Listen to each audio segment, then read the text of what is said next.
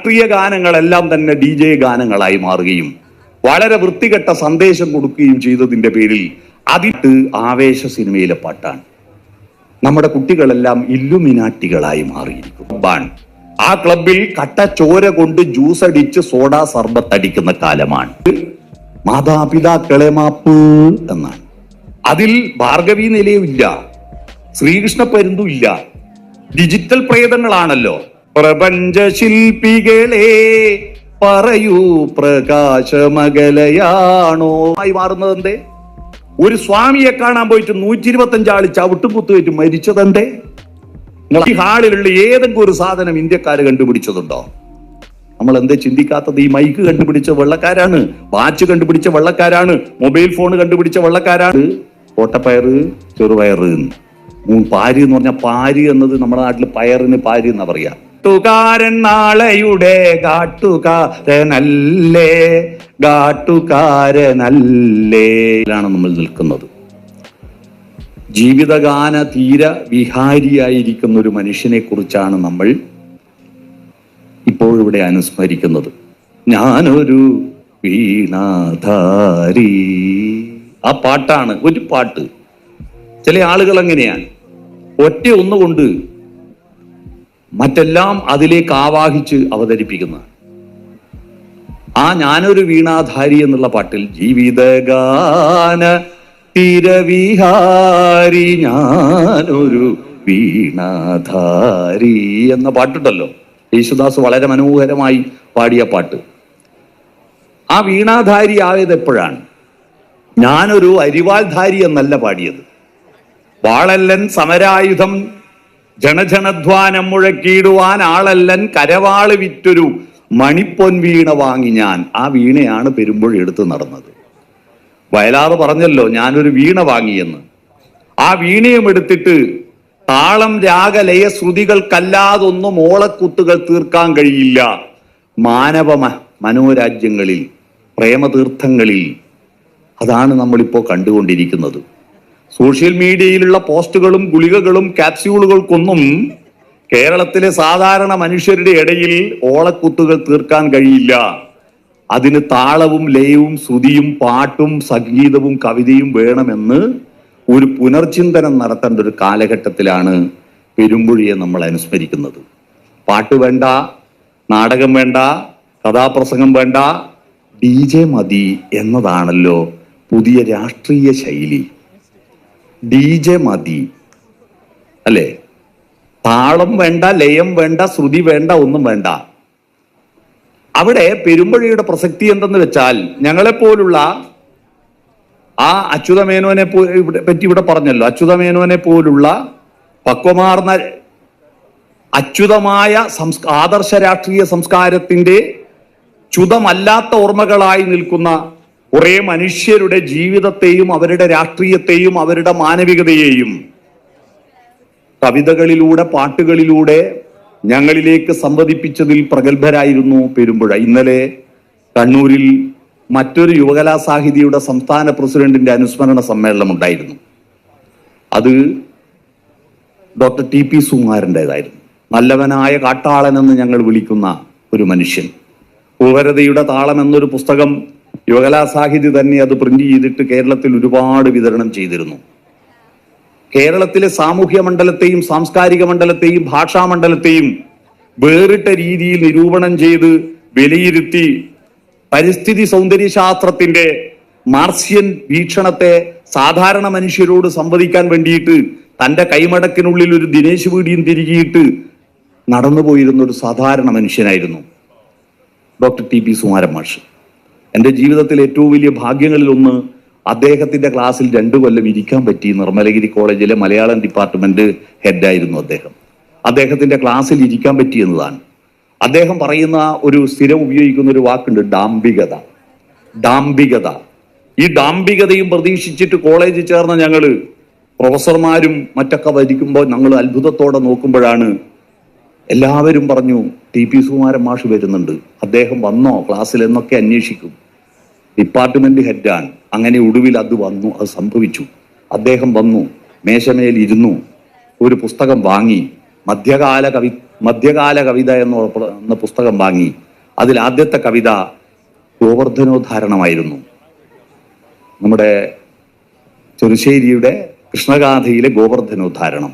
അതിൽ അദ്ദേഹം വായിച്ചു, മുപ്പാരിയിലെ പേരും ആദ്യം വായിച്ചത് എനിക്കിപ്പോൾ ഓർമ്മയുണ്ട്. മുപ്പാരിയിലെ പേരും മുക്കുവാൻ കെൽപ്പുള്ള കൽപ്പാന്ത മേഘങ്ങൾ പോന്നു വന്നു. എന്താടോടോ മുപ്പാര്? നിനക്കറിയോ? മുമ്പിലുള്ള ഒരാളോട് ചോദിക്കുക മുപ്പാരെന്താന്ന്. ഡിപ്പാർട്ട്മെന്റ് ഹെഡായതുകൊണ്ട് തന്നെ ചോദിക്കുമ്പോൾ അതിലെന്തോ സംതിങ് റോങ് വിചാരിച്ചിട്ട് ആരും ഒന്നും മിണ്ടുന്നില്ല. അവസാനം അയാൾ പറഞ്ഞു, മുപ്പാര് എന്ന് പറഞ്ഞാൽ മൺപയറ്, കോട്ടപ്പയറ്, ചെറുപയറ്. പാരി എന്ന് പറഞ്ഞാൽ പാരി എന്നത് നമ്മുടെ നാട്ടിൽ പയറിന് പാരി എന്നാ പറയാ. അതായത് ഞങ്ങളുടെ ക്ലാസിന്റെ ബ്രെയിൻ സ്റ്റോമിങ് ആയിരുന്നു അത്. മസിൽ പിടിച്ചിട്ട് ഡിപ്പാർട്ട്മെന്റ് ഹെഡിനെ ഇങ്ങനെ നോക്കിയിരിക്കുന്ന ഞങ്ങളുടെ മുന്നിൽ ആ വലിയ ഡാംബികതയെ അടിച്ചു പൊളിച്ച് പച്ച മനുഷ്യനെ കാണിച്ചു കൊടുത്തു അദ്ദേഹം ഒറ്റ വാക്കിലൂടെ. അത്തരത്തിലുള്ളൊരു മനുഷ്യനെയാണ് ഇന്നലെ അനുസ്മരിച്ചത്. ഈ യുവകലാസാഹിത്യം എന്ന പ്രസ്ഥാനത്തിന്റെ പ്രത്യേകത സംസ്കാരത്തിന് രാഷ്ട്രീയവും രാഷ്ട്രീയത്തിന് സംസ്കാരവും വേണമെന്ന് ഈ കേരളത്തെ ബോധ്യപ്പെടുത്തിയൊരു പ്രസ്ഥാനമാണ് യുവകലാസാഹിതി. സംസ്കാരത്തിന് രാഷ്ട്രീയമുണ്ടാവണം. പാട്ടുകാരൻ നാളെയുടെ ഗാട്ടുകാരനല്ലേ എന്ന് പാടിയ ONV കുറുപ്പിന്റെ പാട്ടിനെ അന്വർത്ഥമാക്കിക്കൊണ്ട് ഭാവി കാലത്തിന്റെ സുരക്ഷാഭടനാണ് പാട്ടുകാരെന്ന് ബോധ്യപ്പെടുത്തുകൊണ്ടാണ് MV Sreenivasan choir, youth choir ഉണ്ടാക്കിയതും അതിനെ ശർമാജി കൊണ്ടു നടന്നതും. ആ പാട്ട് ശർമാജി പാടിക്കുന്നത് ഞാൻ ഒരുപാട് കണ്ടിട്ടുണ്ട് തിരുവനന്തപുരത്ത് വന്നിട്ട്. പാട്ടുകാരില്ലെങ്കിൽ, സാഹിത്യകാരന്മാരില്ലെങ്കിൽ, നാടകകൃത്തുകളില്ലെങ്കിൽ, KPSC ഇല്ലെങ്കിൽ, K ദാമോദരൻ ഇല്ലെങ്കിൽ, തോപ്പിൽ ബാസി ഇല്ലെങ്കിൽ, P ഭാസ്കരൻ ഇല്ലെങ്കിൽ, വയലാറില്ലെങ്കിൽ, ONV കുറുപ്പില്ലെങ്കിൽ കേരളത്തിന്റെ നവോത്ഥാന പ്രസ്ഥാനത്തിന്റെ ഗതി എന്താകുമായിരുന്നു? ഇപ്പോഴത്തെ ഗതി എന്താണ്? നിങ്ങൾ ആലോചിക്കുക. CK ഗോവിന്ദൻ നായർ എന്ന് പറയുന്ന അറിയപ്പെടുന്ന ഒരു നേതാവ് പ്രസിഡന്റായിരുന്ന കസേരയിൽ ഇരിക്കുന്ന ആളുടെ വീട്ടിൽ നിന്നാണ് കഴിഞ്ഞ ദിവസം കൂടോത്രം പൊരിച്ചത്. ആലോചിച്ച് നോക്കുക. കൂടോത്രം പൊരിക്കുക, അത് മറ്റ് എതിർകക്ഷികളല്ല, ഒരു പാർട്ടിക്കകത്തു നിന്ന് തന്നെ കൂടോത്രം ഭരിക്കാൻ പോകുന്നു. കേരളം എവിടെ എത്തി നിൽക്കുന്നു? നരബലി ഉണ്ടാകുന്നു. എന്താണ് കാരണം? പെരുമ്പുഴകളെല്ലാം മാറിയിട്ടിപ്പം മേഘവിസ്ഫോടന പ്രണയങ്ങളായി മാറി. ആ പുഴയുടെ തീരത്ത്, ജീവിതഗാന തീരത്തിരുന്നിട്ട് വീണ ധരിച്ചുകൊണ്ട് താളവും രാഗവും ലയവും ചേർത്തുകൊണ്ട് മാനവ മനോരാജ്യങ്ങളിൽ പാട്ടുപാടി നടന്ന പെരുമ്പഴയെ പോലെ, തിരുനെല്ലൂരിനെ പോലെ ഒരുപാട് മനുഷ്യർ ഉണ്ടായിരുന്നു കേരളത്തിൽ. അതിന് പകരം ഇപ്പോ നല്ല പുഴകളൊന്നുമില്ല. പുഴയെന്ന് പറയുന്നത് എന്താണ്? മേഘസ്ഫോടന പുഴയാണ്. ഒരു മഴ പെയ്യും, ആ മഴയുടെ വെള്ളപ്പൊക്കത്തിൽ കുത്തി ഒലിച്ചു പോകുന്നു. അതിന് യാതൊരു തീരം കുത്തി ഒഴുകുകയാണ്. ആ തീരത്ത് ഇരിക്കുന്ന ദുഃഖപുഷ്പങ്ങളെ താരാട്ടുപാടി ഉറക്കുകയല്ല പുഴയുടെ ദൗത്യം. ഒരു പഴയ പാട്ടോർമ്മയുണ്ടോ? കല്ലോലിനി എന്ന ജയേന്ദ്രൻ പാടിയ ഒരു പാട്ടുണ്ട്. അതിലൊരു വരിയുണ്ട്, ദിൻ തീരത്തു വിടരും ദുഃഖപുഷ്പങ്ങളെ താരാട്ടുപാടിയുറക്കൂ ഉറക്കൂ കല്ലോലിനി എന്ന പാട്ടോർമ്മയില്ലേ? എന്നാൽ ഇന്ന് പുഴകളെല്ലാം മാറി, മനുഷ്യൻ മാറുന്നതനുസരിച്ച് നമ്മുടെ പുഴയും മാറിയത് കണ്ടില്ലേ?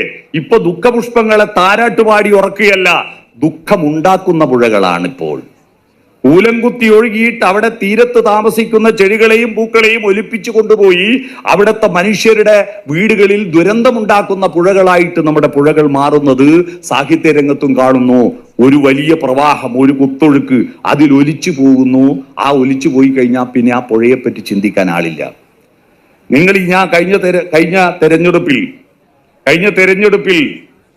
വെച്ച പാട്ടുകളെ പറ്റിയിട്ട് ഞാൻ ഒരു വേദിയിൽ പ്രസംഗിച്ച, ഒരു സദസ്സിൽ, ഒരു കമ്മിറ്റിയിൽ പ്രസംഗിച്ചത് മാതൃഭൂമി പത്രം ചോർത്തി എടുത്തിട്ട് കഴിഞ്ഞ ദിവസം കൊടുത്തു.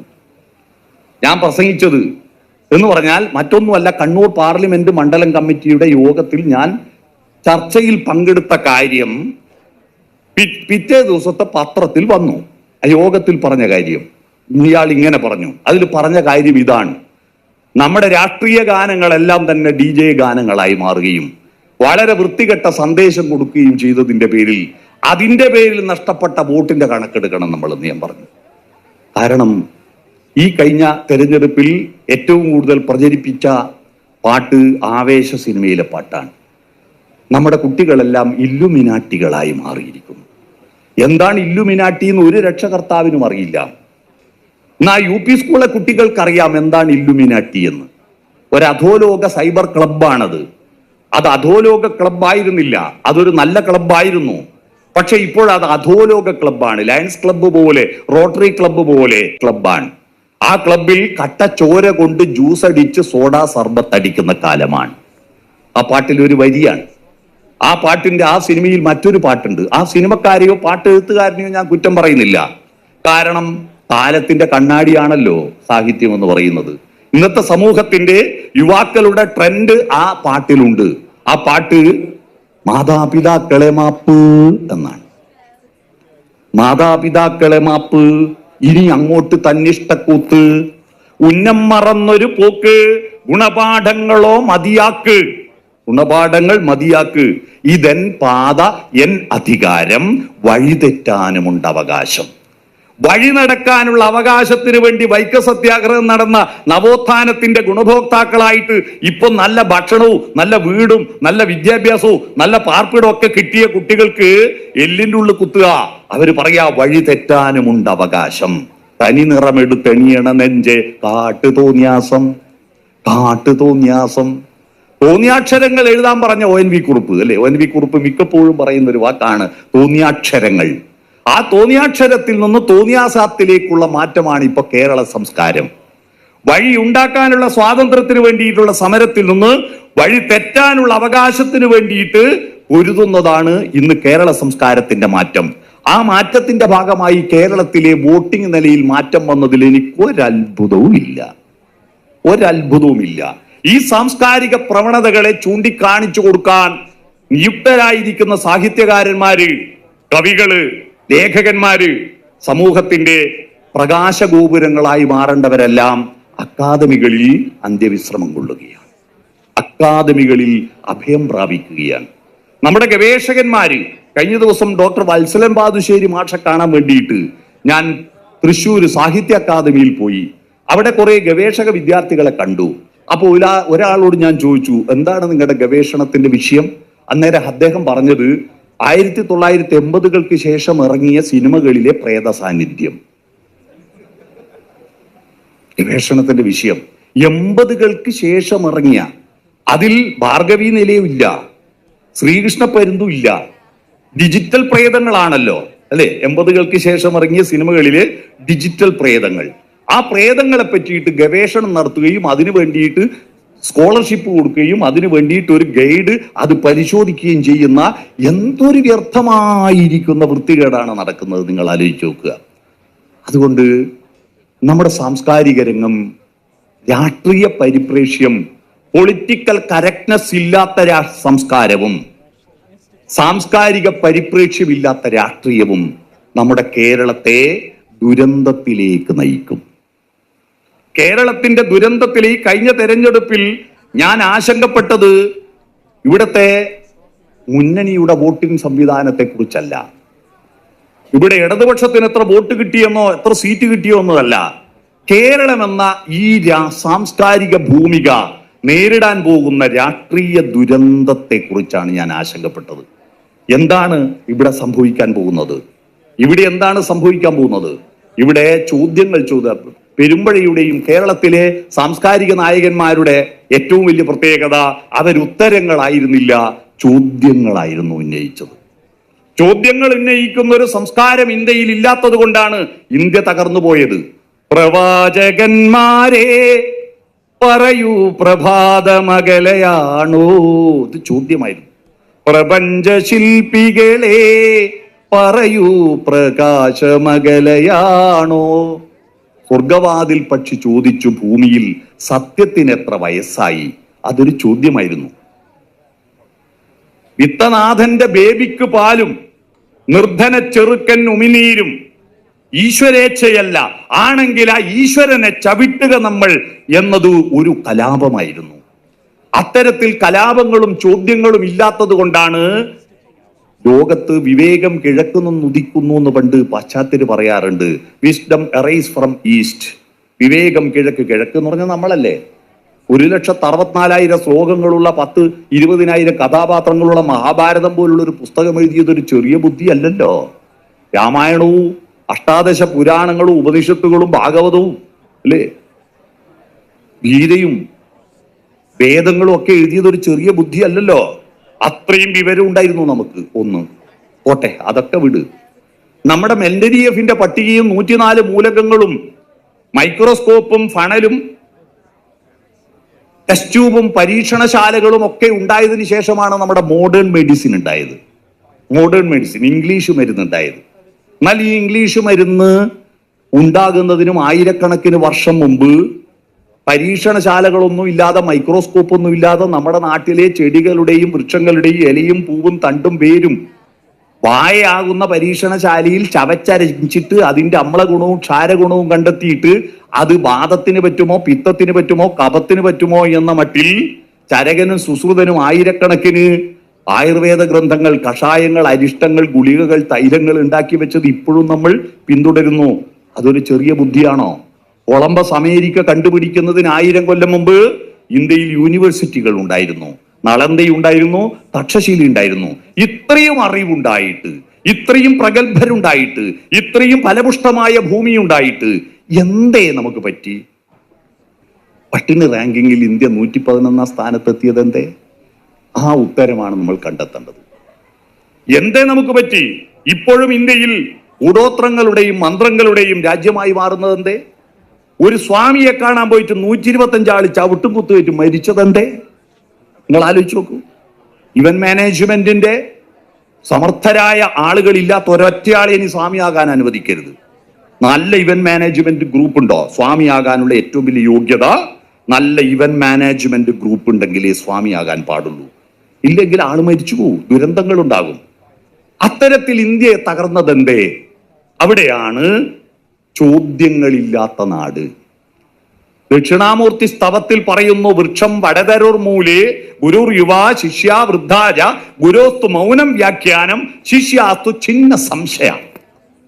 വടവൃക്ഷത്തിന്റെ ചോട്ടിൽ യുവാവായിരിക്കുന്ന ഗുരുവും വൃദ്ധരായിരിക്കുന്ന സന്യാസിമാരായ ശിഷ്യന്മാരിയിരിക്കുന്നു, മൗനത്തിലൂടെ വ്യാഖ്യാനിക്കുന്നു. ഒരു സംശയമില്ല, ചോദ്യം ചോദിക്കാതെ ഉത്തരങ്ങൾ മാത്രം പഠിക്കുന്ന ഒരു തലമുറയാണ് ഇന്ത്യയിൽ വളർന്നത്. അതുകൊണ്ടാണ് ഇത്രയും വിവരം ഉണ്ടായിട്ട് ഈ ഹാളിലുള്ള ഏതെങ്കിലും ഒരു സാധനം ഇന്ത്യക്കാര് കണ്ടുപിടിച്ചതുണ്ടോ? നമ്മൾ എന്തേ ചിന്തിക്കാത്തത്? ഈ മൈക്ക് കണ്ടുപിടിച്ച വെള്ളക്കാരാണ്, വാച്ച് കണ്ടുപിടിച്ച വെള്ളക്കാരാണ്, മൊബൈൽ ഫോൺ കണ്ടുപിടിച്ച വെള്ളക്കാരാണ്, കടലാസും അച്ചടിയും കണ്ടുപിടിച്ച വെള്ളക്കാരാണ്, സിമെന്റ് കണ്ടുപിടിച്ച വെള്ളക്കാരാണ്, ബൾബ് കണ്ടുപിടിച്ചത്, ഫാന് കണ്ടുപിടിച്ചത്, കാറ് കണ്ടുപിടിച്ചത്, റോഡിന്റെ താറ് കണ്ടുപിടിച്ചതെല്ലാം വെള്ളക്കാരാണ്. ഇത്രയും വിവരമുണ്ടായിട്ട് നമ്മൾ കണ്ടുപിടിച്ചത് എന്തേ ഇവിടെയുള്ളത്? എന്തുകൊണ്ട് പറ്റി? അറിവില്ലാഞ്ഞിട്ടാണോ? ഇവിടുത്തെ പ്രകൃതി വിഭവങ്ങൾ ഇല്ലാഞ്ഞിട്ടാണോ? അല്ല, അതിന്റെ വിഷയം കരംചന്ദ് ഗാന്ധിമാരുണ്ടായില്ല എന്നതാണ്. കർമ്മവും ചിന്തയും ഒരുമിച്ച് ചേർത്തില്ല. സുകുമാർ അഴീക്കോട് കരംചന്ദ് ഗാന്ധിക്ക് കൊടുത്ത വ്യാഖ്യാനമാണ് മോഹൻദാസ് കർമ്മചിന്ത ഗാന്ധി. കരംചന്ദ് ഗാന്ധിയെ കർമ്മചിന്ത ഗാന്ധി. ഇന്ത്യയിൽ ചിന്തിക്കുന്നവൻ പണിയെടുത്തില്ല, പണിയെടുക്കുന്നവൻ ചിന്ത കിട്ടിയില്ല, അറിവ് കിട്ടിയില്ല. പണിയെടുക്കുന്നവൻ ശൂദ്രനക്ഷര സംയുക്ത ദൂരത പരിവർജിയൽ വേദേതിഹാസാദി വിഭൂതിയെല്ലാം അതിയുടെ പൈതൃകം. അവരാണെങ്കിലോ ഒരു പണിയെടുക്കൂല. അവരിങ്ങനെ മുറുക്കി തുപ്പി കുംഭക്കൊടലും കുലുക്കി നിൽക്കും. ഈ കുംഭക്കൊടലിന് കേരള രാഷ്ട്രീയത്തിൽ, കേരള സമൂഹത്തിന്റെ സംസ്കാരത്തിൽ പ്രസക്തി വർദ്ധിച്ചിരിക്കുന്ന ഒരു കാലഘട്ടമാണ്. നിങ്ങൾ ശ്രദ്ധിച്ചിട്ടുണ്ടോ? നിങ്ങൾ വളരെ നിരീക്ഷിച്ചു നോക്കൂ.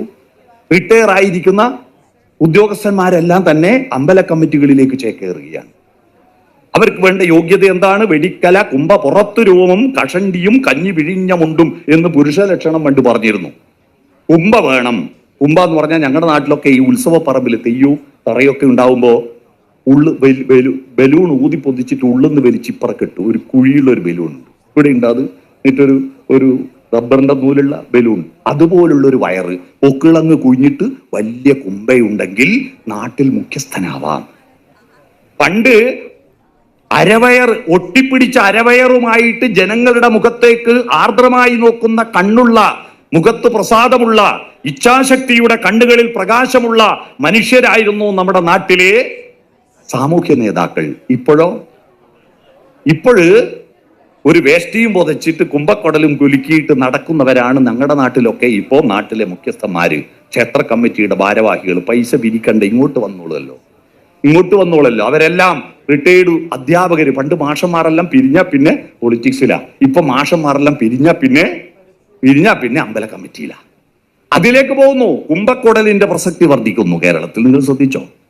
ആ ഏന്തിയിരിക്കുന്ന ആ മനുഷ്യർ, അതാണ് ആ കുംഭകുലിക്ക് വെറ്റില മുറുക്കി താരിൽ തന്വീ കടാക്ഷാഞ്ചല മധുപകുലാരാമ രാമ ജനാനാം നീരിൽ താർബാണ വൈരാഗര നികര തമോമണ്ഡലി ചണ്ടഭാനോ നേരത്താതെന്നും നീയാൻ തൊടുകുറി കളയാതെന്നു മേഷാകുളിക്കും നേരത്തിന്നിപ്പുറം വിക്രമ നൃപര ധരാഹന്ത കൽപ്പാന്തതോയേ എന്ന ശ്ലോകം കേട്ടിട്ട് അന്തഹന്തക്കിന്ത പട്ട് എന്ന് പറഞ്ഞിട്ട് പട്ടും വളയും കൊടുത്തത് ചരിത്രത്തിൽ നമ്മൾ രേഖപ്പെടുത്തി വെച്ച അത്തരത്തിലുള്ള ശ്ലോകങ്ങളിൽ വിരമിക്കുന്നവർ.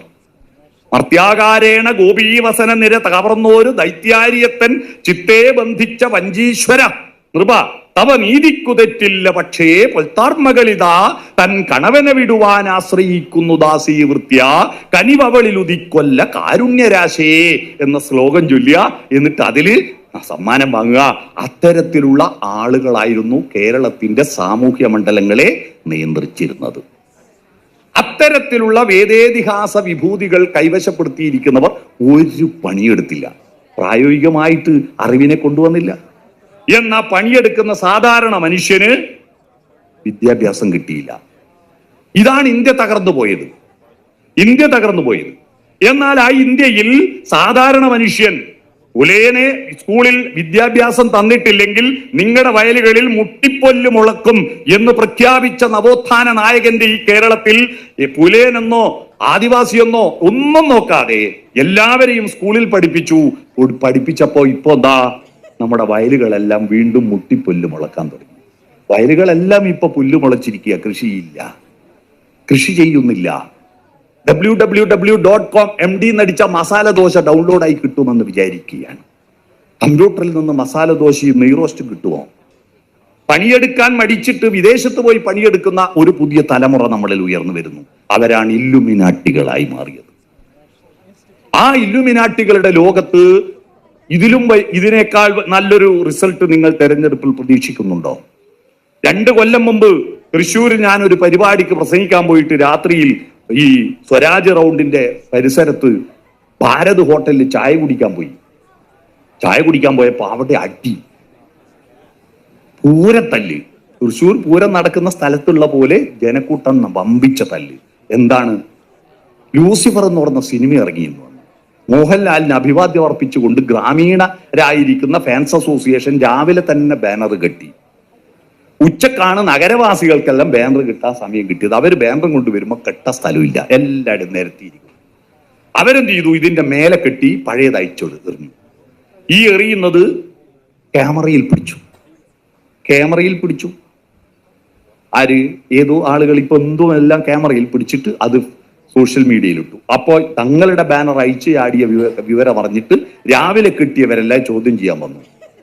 അതിന്റെ പേരിൽ ഒരു നടന്റെ ഫാൻസ്, അത് ഗ്രാമീണ ഫാൻസും നഗര ഫാൻസും തമ്മിൽ ഉള്ള അടിയാണെന്ന് നടന്നത്. അന്നത്തെ അടി പൊട്ടുമ്പോ ഞാൻ അന്ന് എന്റെ കൂടെ ഉണ്ടായിരുന്ന ഞങ്ങളുടെ സഹപ്രവർത്തകരോട് പറഞ്ഞു, തൃശ്ശൂർ എന്തായി, സംസ്കാര കേരളത്തിന്റെ തലസ്ഥാനം എന്തായി? അതിന്റെ ലക്ഷണം അന്ന് കണ്ടിരുന്നു. അതാണ് ഒരു സിനിമാ നടൻ എന്ത് വൃത്തികേട് നടത്തിയാലും എന്ത് ചെയ്താലും ജയിക്കും എന്നൊരവസ്ഥയിലേക്ക് തൃശ്ശൂർ ജില്ല മാറുന്നു. ഇതൊരത്ഭുതമല്ല. കാരണം രാഷ്ട്രീയത്തിന്റെ സംസ്കാരം, ഈ സംസ്കാരവും രാഷ്ട്രീയവും തമ്മിലുള്ള ബന്ധത്തിന് പകരം രാഷ്ട്രീയവും മതവും തമ്മിൽ ബന്ധപ്പെടുത്തി. രാഷ്ട്രീയവും മതവും തമ്മിൽ, വിശ്വാസവും തമ്മിൽ ഏറ്റവും മനോഹരമായി കണക്ട് ചെയ്ത ഒരു മനുഷ്യനായിരുന്നു മഹാത്മാഗാന്ധി. അദ്ദേഹം കണക്ട് ചെയ്തത് രാം എന്ന മന്ത്രം ചൊല്ലിയിട്ടാണ് രാഷ്ട്രീയത്തെ, ഇന്ത്യൻ സ്വാതന്ത്ര്യ സമരത്തെ. രാം എന്ന് ഉത്തരേന്ത്യയിൽ ഒരുപാട് മനുഷ്യർ പാടി നടക്കുന്നുണ്ടല്ലോ.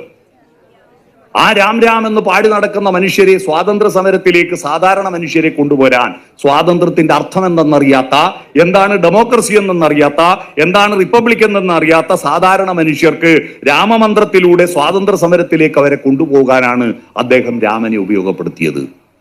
പക്ഷേ ആ കൂട്ടത്തിൽ അത് രാമൻ ഒരു ഹൈന്ദവ രാമനാവാതിരിക്കാൻ, അതൊരു മാനവനായ രാമൻ, ആകാൻ വേണ്ടിയിട്ടാണ് ഈശ്വര് അല്ലാ തേരേ നാം സബ്കോ സന്മതി ദേ ഭഗവാൻ എന്ന് പാടിയത്.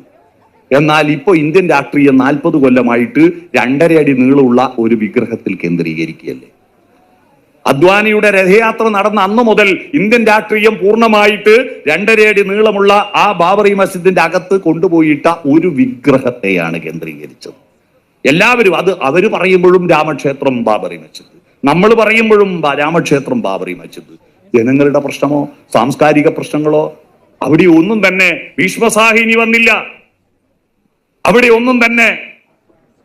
ഒന്നും തന്നെ ഇന്ത്യയിലെ അറിയപ്പെട്ട സാഹിത്യകാരന്മാർ വന്നില്ല, സാഹിത്യകാരികൾ വന്നില്ല, കവികൾ വന്നില്ല. ഇന്ത്യയിലെ അറിയപ്പെടുന്ന സിനിമകളൊന്നും തന്നെ സാംസ്കാരിക വിഷയങ്ങളെ അഭിമുഖീകരിച്ചില്ല. കേരളത്തിൽ അറിയപ്പെട്ട സിനിമകളെല്ലാം ഏറ്റവും കൂടുതൽ ബോക്സ് ഓഫീസ് അല്ലേ ഭേദിച്ച സിനിമകൾ ഏതൊക്കെയാ? എല്ലാം ഫ്യൂഡലിസത്തിന്റെ കെട്ടുകാഴ്ചകളായിരുന്നില്ലേ? നിങ്ങൾ നോക്കൂ, കേരളത്തിൽ ഹിസ് ഹൈനസ് അബ്ദുള്ള അല്ലേ, ഹിസ് ഹൈനസ് ആണ്.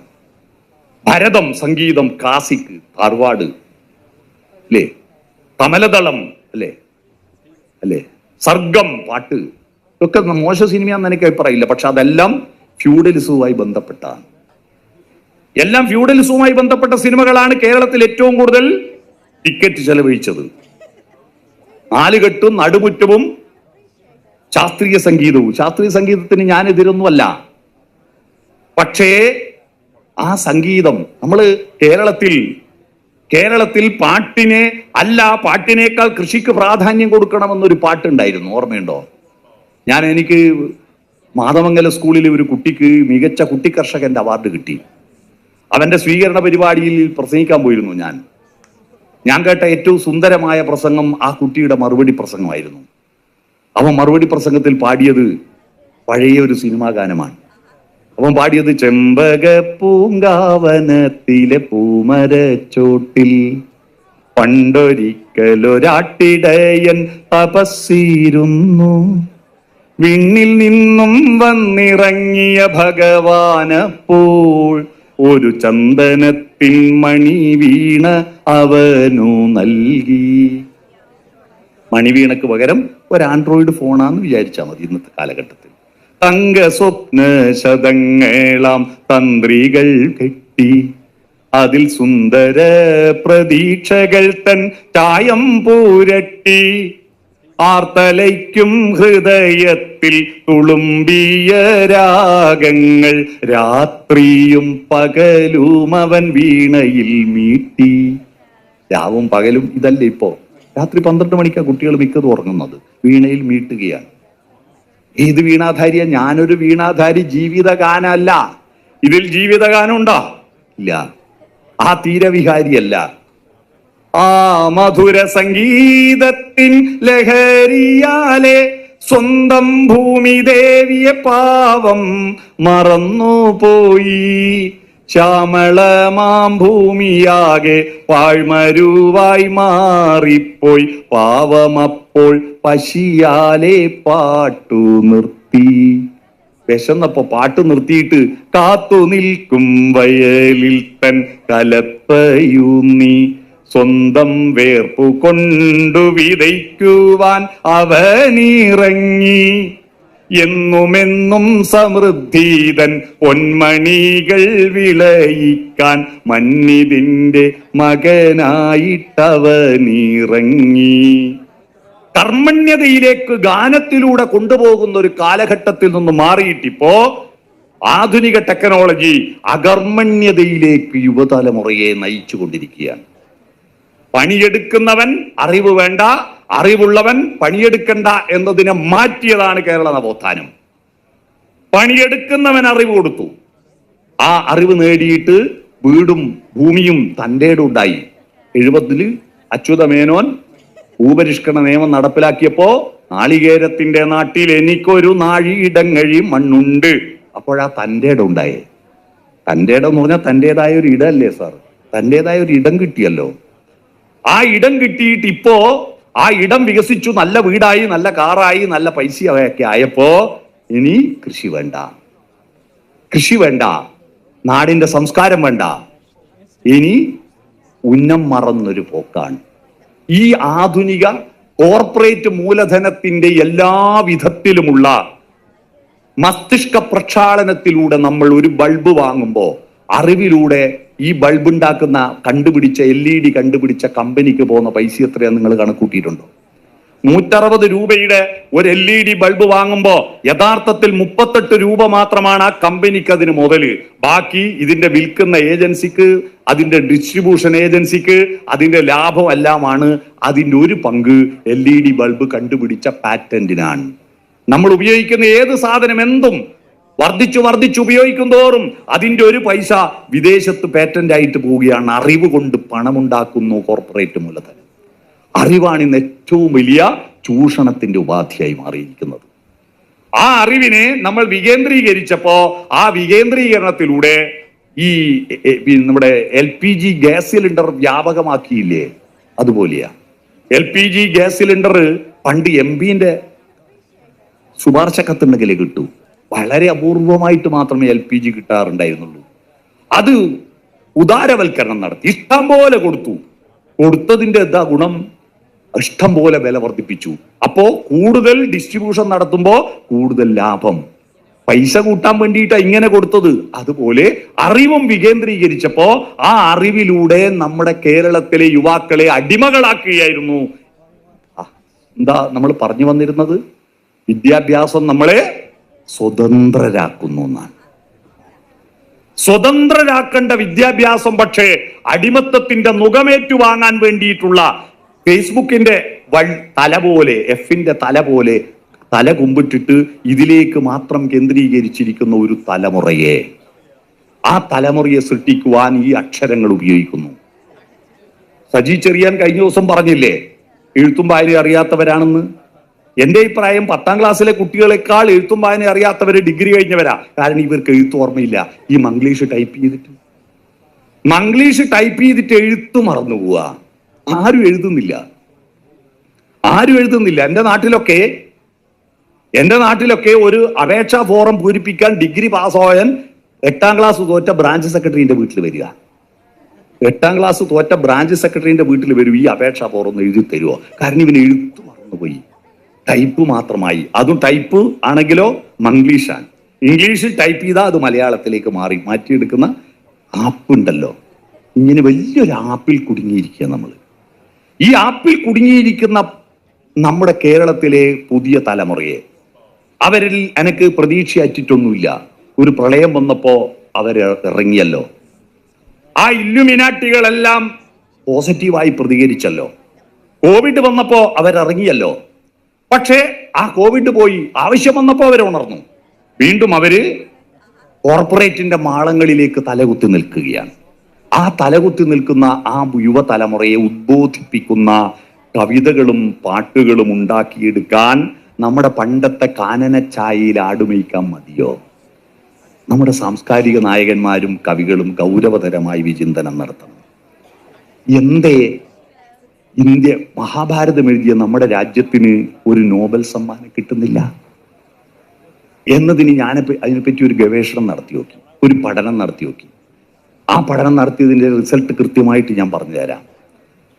രവീന്ദ്രനാഥ ടാഗോറിന്റെ ഗീതാഞ്ജലിക്ക് ശേഷം ഒന്നും കിട്ടുന്നില്ല ഒരു സാഹിത്യകൃതിക്ക്. എന്തേ കിട്ടാത്തത്? ഞാനിക്കൊല്ലം ഒരു 100 സദസ്സുകളിലെങ്കിലുമായി ചോദിക്കുന്നു. ഭാരതത്തിന്റെ അഭിമാനപൂരിതമായിരിക്കുന്ന ഈ ഗ്രന്ഥമുണ്ടല്ലോ ഗീതാഞ്ജലി. ഞാൻ കഴിഞ്ഞ മാസം കുവൈറ്റിൽ ഒരു പരിപാടിക്ക് മലയാളം മിഷന്റെ പ്രവേശനോത്സവം ഉദ്ഘാടനം ചെയ്യാൻ വേണ്ടി കുവൈറ്റ് പോയി. അവിടെ പോയപ്പോൾ ഒരുപാട് വിദേശികളെ പരിചയപ്പെടാൻ കാരണം മറ്റൊന്നുമല്ല, എൻ്റെ പ്രസംഗം കൊണ്ടൊന്നുമല്ല, എൻ്റെ സ്റ്റൈല് കൊണ്ടുമല്ല, എൻ്റെ വസ്ത്രം കൊണ്ടാണ്. അവിടെ എല്ലാവരും പാൻറ് ഉടുത്തിട്ടേ നടക്കും, ഞാൻ മുണ്ടുടുത്തിട്ട് നടന്നു. അപ്പൊ അവർ കൗതുകത്തോടെ മുണ്ടിനെ നോക്കുകയാണ്. ആ അവർ മുണ്ടിന്റെ കൂട്ടത്തിൽ സെൽഫി എടുക്കാൻ വന്നു എല്ലാവരും. അവർക്ക് അത്ഭുതം, മുണ്ടെങ്ങനെ അവിടെ നിൽക്കുന്നതെന്നാണ് പിടിയില്ലാത്തത്. ആ മുണ്ട് നിൽക്കുന്നത് അവരെല്ലാം മേലെ കെട്ടിയാലേ, ബെൽറ്റ് ഇട്ടാലേ അവർക്കൊരു ഉറപ്പുള്ളൂ. നമ്മൾ അങ്ങോട്ടും ഇങ്ങോട്ടും കുത്തിയിട്ട് അവിടെ നിൽക്കുന്നു. അവർക്ക് ഏറ്റവും അത്ഭുതം ഞാൻ കുളത്ത് കുളിക്കാൻ ഇറങ്ങുമ്പോൾ മുണ്ട് മാറ്റുന്നത് കണ്ടിട്ടാണ്. ആ സാങ്കേതിക വിദ്യ എന്താ? അവരെല്ലാം ഒന്ന് അയച്ചിട്ടിട്ടേ വേറെ ഒന്ന് ഉടുക്കൂ.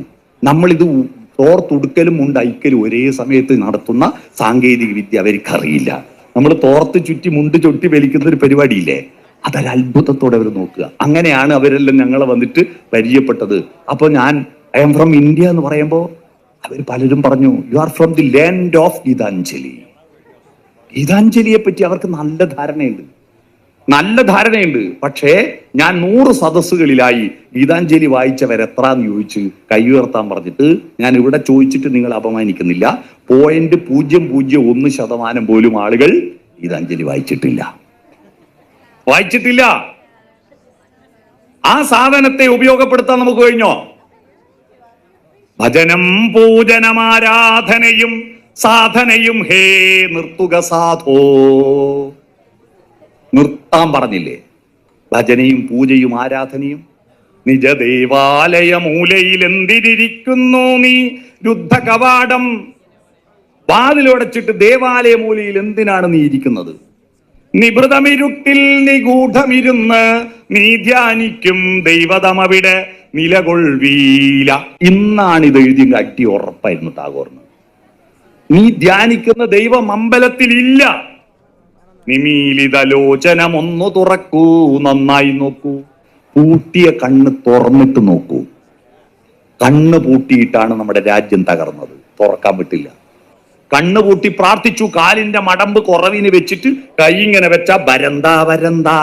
ഈ സങ്കല്പമില്ലേ, വരം തരും ദൈവം ഇങ്ങ് കൊണ്ടത്തരും, മോക്ഷം കിട്ടും.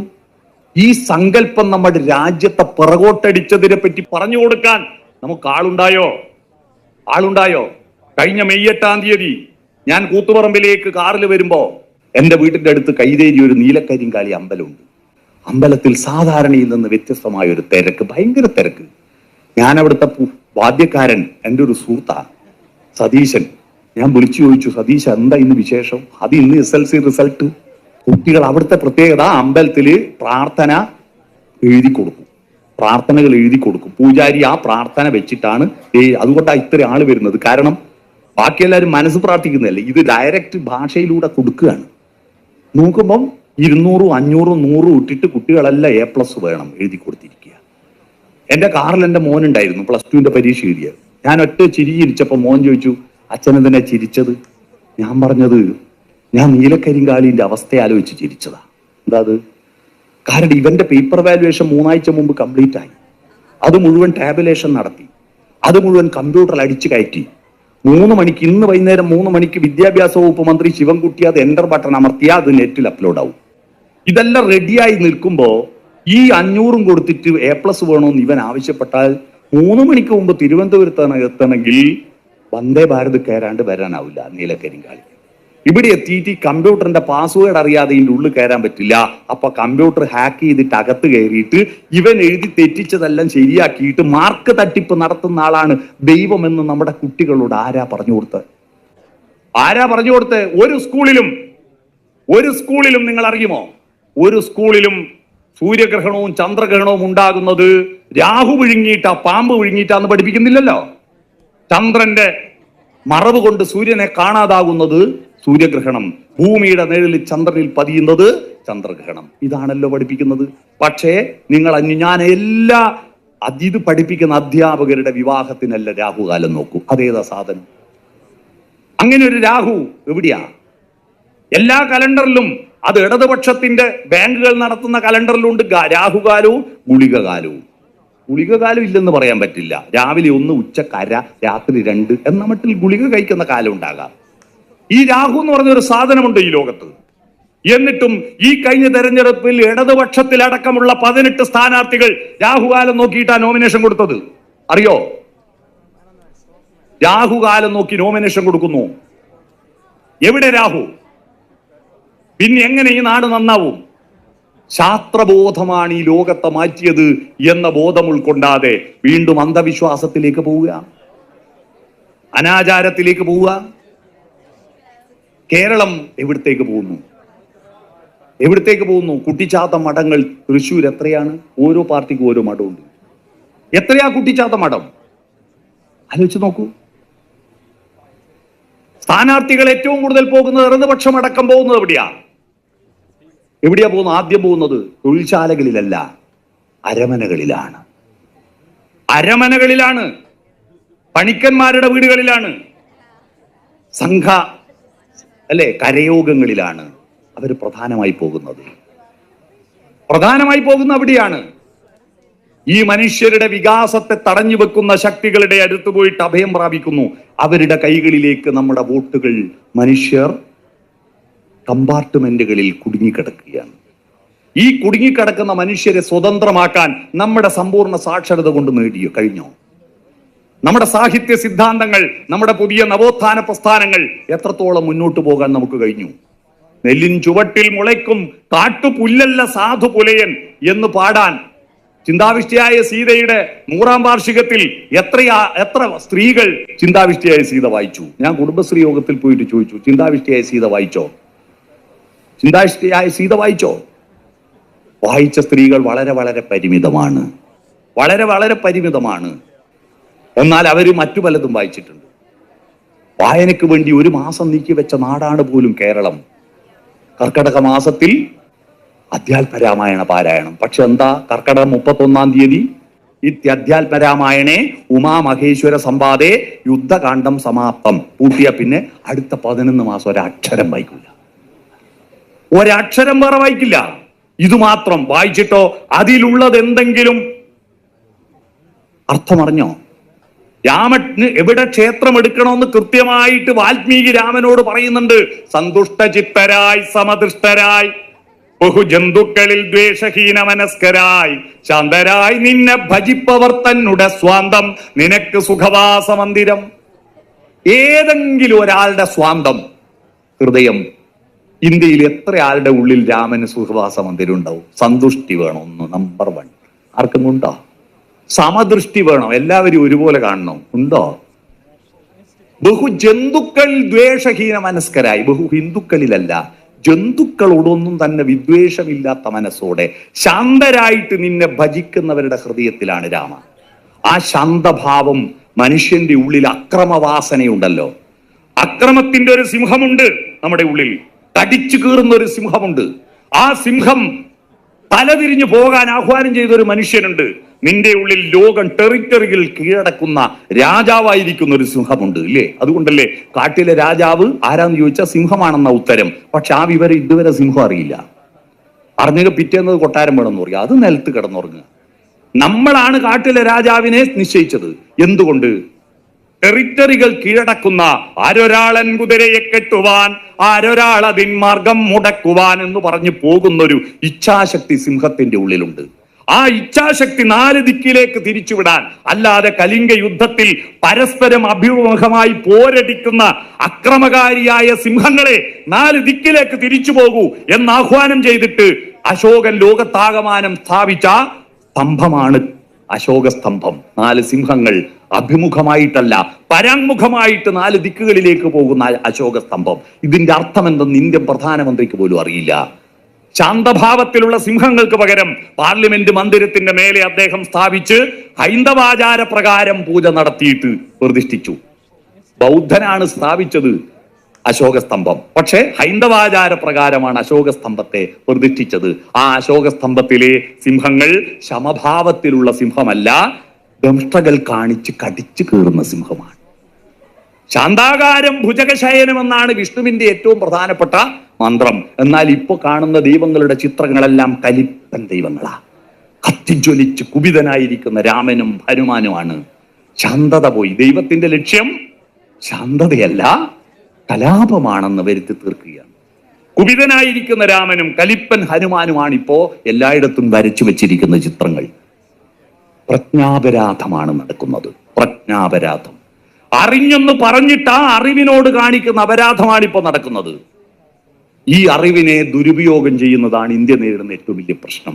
അത്തരത്തിലുള്ള പ്രശ്നം നടക്കുമ്പോഴാണ് പെരുമ്പുഴയെ പോലുള്ള സംസ്കാരത്തിന്റെ പുഴകൾ, അത് കുത്തിയൊലിച്ചു പോകുന്ന മേഘസ്ഫോടന മഴയായിരുന്നില്ല, അത് തീരത്തു വിടരുന്ന ദുഃഖപുഷ്പങ്ങളെ താരാട്ടുപാടി ഉറക്കുന്ന ജീവിതഗാന തീരവിഹാരിയായിരുന്നു. അദ്ദേഹത്തെ ഇവിടെ ഷഡ്കാല ഗോവിന്ദമാരാരുടെ ഒരു ചിത്രം വെച്ചിട്ടുണ്ട് എന്റെ തൊട്ട് വലത്ത്. വാട്ട് എ നോബിൾ മാൻ എന്ന് അദ്ദേഹത്തെ കുറിച്ചാണല്ലോ ത്യാഗരാജൻ പാടിയത്. എന്തൊരു ഭാവുലു. ഈ മഹാനുഭാവന്മാരെ നമ്മുടെ നാട്ടിൽ കാണാനില്ല. മഹാനുഭാവന്മാരുടെ ദൗർലഭ്യതയാണ് നമ്മുടെ നാട് നേരിടുന്ന പ്രശ്നം. ഇപ്പോൾ നേതാക്കന്മാരുണ്ടാകാം, പണക്കാരുണ്ടാകാം. കേരളത്തിൽ ഇപ്പോൾ ഏറ്റവും കൂടുതൽ ജനങ്ങൾ ആരാധിക്കുന്ന മഹാനുഭാവൻ ആരാണ്? ഏറ്റവും വലിയ കൂടുതൽ മാളുകൾ ഉണ്ടാക്കിയ യൂസഫ് അലിയാണ്. യൂസഫ് അലി അറിയാം. ഞാൻ കഴിഞ്ഞ ദിവസം ഒരു പ്രസംഗം നടത്തി. വിദേശത്ത് ഏറ്റവും കൂടുതൽ ആളുകൾ അറിയപ്പെടുന്ന മലയാളി ഒന്നും രണ്ടല്ല, ഇമ്മണി വലിയൊന്നെന്ന് പറഞ്ഞ വൈക്കം മുഹമ്മദ് ബഷീർ ആണെന്ന് ഞാൻ കഴിഞ്ഞ ദിവസം ഒരു പ്രസംഗം നടത്തിയത്. അത് കൊട്ടാരക്കരയിലുള്ള അവിടുത്തെ ഒരു ചാനല് യൂട്യൂബിലിട്ടു. ആ പ്രസംഗത്തിന്റെ അടിയിൽ വന്ന ഇന്നലെ ഞാൻ അതിന്റെ കമന്റുകൾ വായിച്ചു. എന്നെ തേതാ തെറി. വിദേശികൾ ഏറ്റവും കൂടുതൽ ആളുകൾ അറിയുന്ന മലയാളി ബഷീർ അല്ല, പൊട്ട യൂസഫ് അലിയാണെന്ന് പറഞ്ഞിട്ടാണ്. യൂസഫ് അലി, നിങ്ങൾ നോക്കത്. കൊട്ടാരക്കര ന്യൂസും പറഞ്ഞിട്ടൊരു ചാനലില് എന്നെ ചീത്ത പറയാണ്. ആര് ബഷീറിനെ ആർക്ക് വേണം? മാളുകൾ ഉണ്ടാക്കി യൂസഫ് അലി മതി അല്ലെ? പണം കാറ് നിർത്തിയിട്ട് വരുവിൻ എന്റെ കാല് തൊട്ട് വന്ദിക്കുവിൻ, 100 റുപ്യ തരാം എന്ന് പറയുന്നവനാണ് വില അല്ലെ? അവനാണ് വോട്ട്. ആ അവസ്ഥയിലേക്ക് കേരളം മാറിയത് കേരളത്തിലെ സാംസ്കാരിക ഭൂമികയിൽ വന്നിരിക്കുന്ന ഇടിവാണ്. ആ സാംസ്കാരിക ഭൂമികയെ തിരിച്ചു കൊണ്ടുവരാൻ പെരുമ്പുഴയെ അനുസ്മരിക്കുന്നത് എന്തിനാ? പെരുമ്പുഴയെ പോലുള്ള ടി.പി. സുകുമാരൻ മാഷെ പോലുള്ളവരെ അനുസ്മരിക്കുന്നത് എന്തിനാ? ഞാനും പെരുമ്പുഴയും തമ്മിൽ എത്ര അകലെയാണെന്ന അപകർഷത ബോധം ഉണ്ടാകാനാ. ഞാനും ഇയാളും തമ്മിൽ എത്ര വിളക്കുമരമേ വെളിച്ചമുണ്ടോന്ന് ചോദിക്കാനാണ്. എവിടെ നിന്നോ വന്നു ഞാൻ എന്നറിയാനാ. നമ്മൾ കടന്നു വന്ന വഴികൾ അറിയണ്ടേ? എവിടേക്കോ പോണു ഞാൻ. കടന്നു വന്ന വഴികൾ അറിയാതെ ലക്ഷ്യബോധം ഉണ്ടാവില്ലല്ലോ. അതറിയണമെങ്കിൽ പെരുമ്പുഴയെ പോലുള്ള വിളക്കുമരമേ വെളിച്ചമുണ്ടോ എന്ന് ചോദിക്കണം. എന്നാ ഇപ്പോ എവിടെ നിന്നെത്തി എന്നറിവീല, ഏതാണ് ലക്ഷ്യമെന്നറിവീല, മാനവ സുഖമെന്ന മായാമൃഗത്തിനെ തേടുന്ന പാന്തൻ ഞാൻ. മനസ്സിലായില്ലേ? അതാണിപ്പോ നമ്മൾ. അപ്പോ നമുക്ക് അറിയണം എവിടുന്നാ വന്ന, എങ്ങോട്ടാ പോകുന്ന, ഞാൻ ആരാണ് എന്ന് സ്വയം വിലയിരുത്തുവാൻ ഇത്തരത്തിലുള്ള അനുസ്മരണങ്ങൾ. പെരുമ്പുഴി അനുസ്മരിക്കുന്നത് അദ്ദേഹത്തിന്റെ ആത്മാവിനെ സന്തോഷിപ്പിക്കാനല്ലല്ലോ, അദ്ദേഹത്തിന്റെ കുടുംബക്കാരെ സന്തോഷിപ്പിക്കാനല്ലല്ലോ. പെരുമ്പുഴ സ്മാരക ട്രസ്റ്റ് എന്തെങ്കിലും ചെയ്തിട്ടില്ലെങ്കിൽ വിമർശനം ഉയരുമെന്ന് ഭയന്നിട്ടുമല്ല.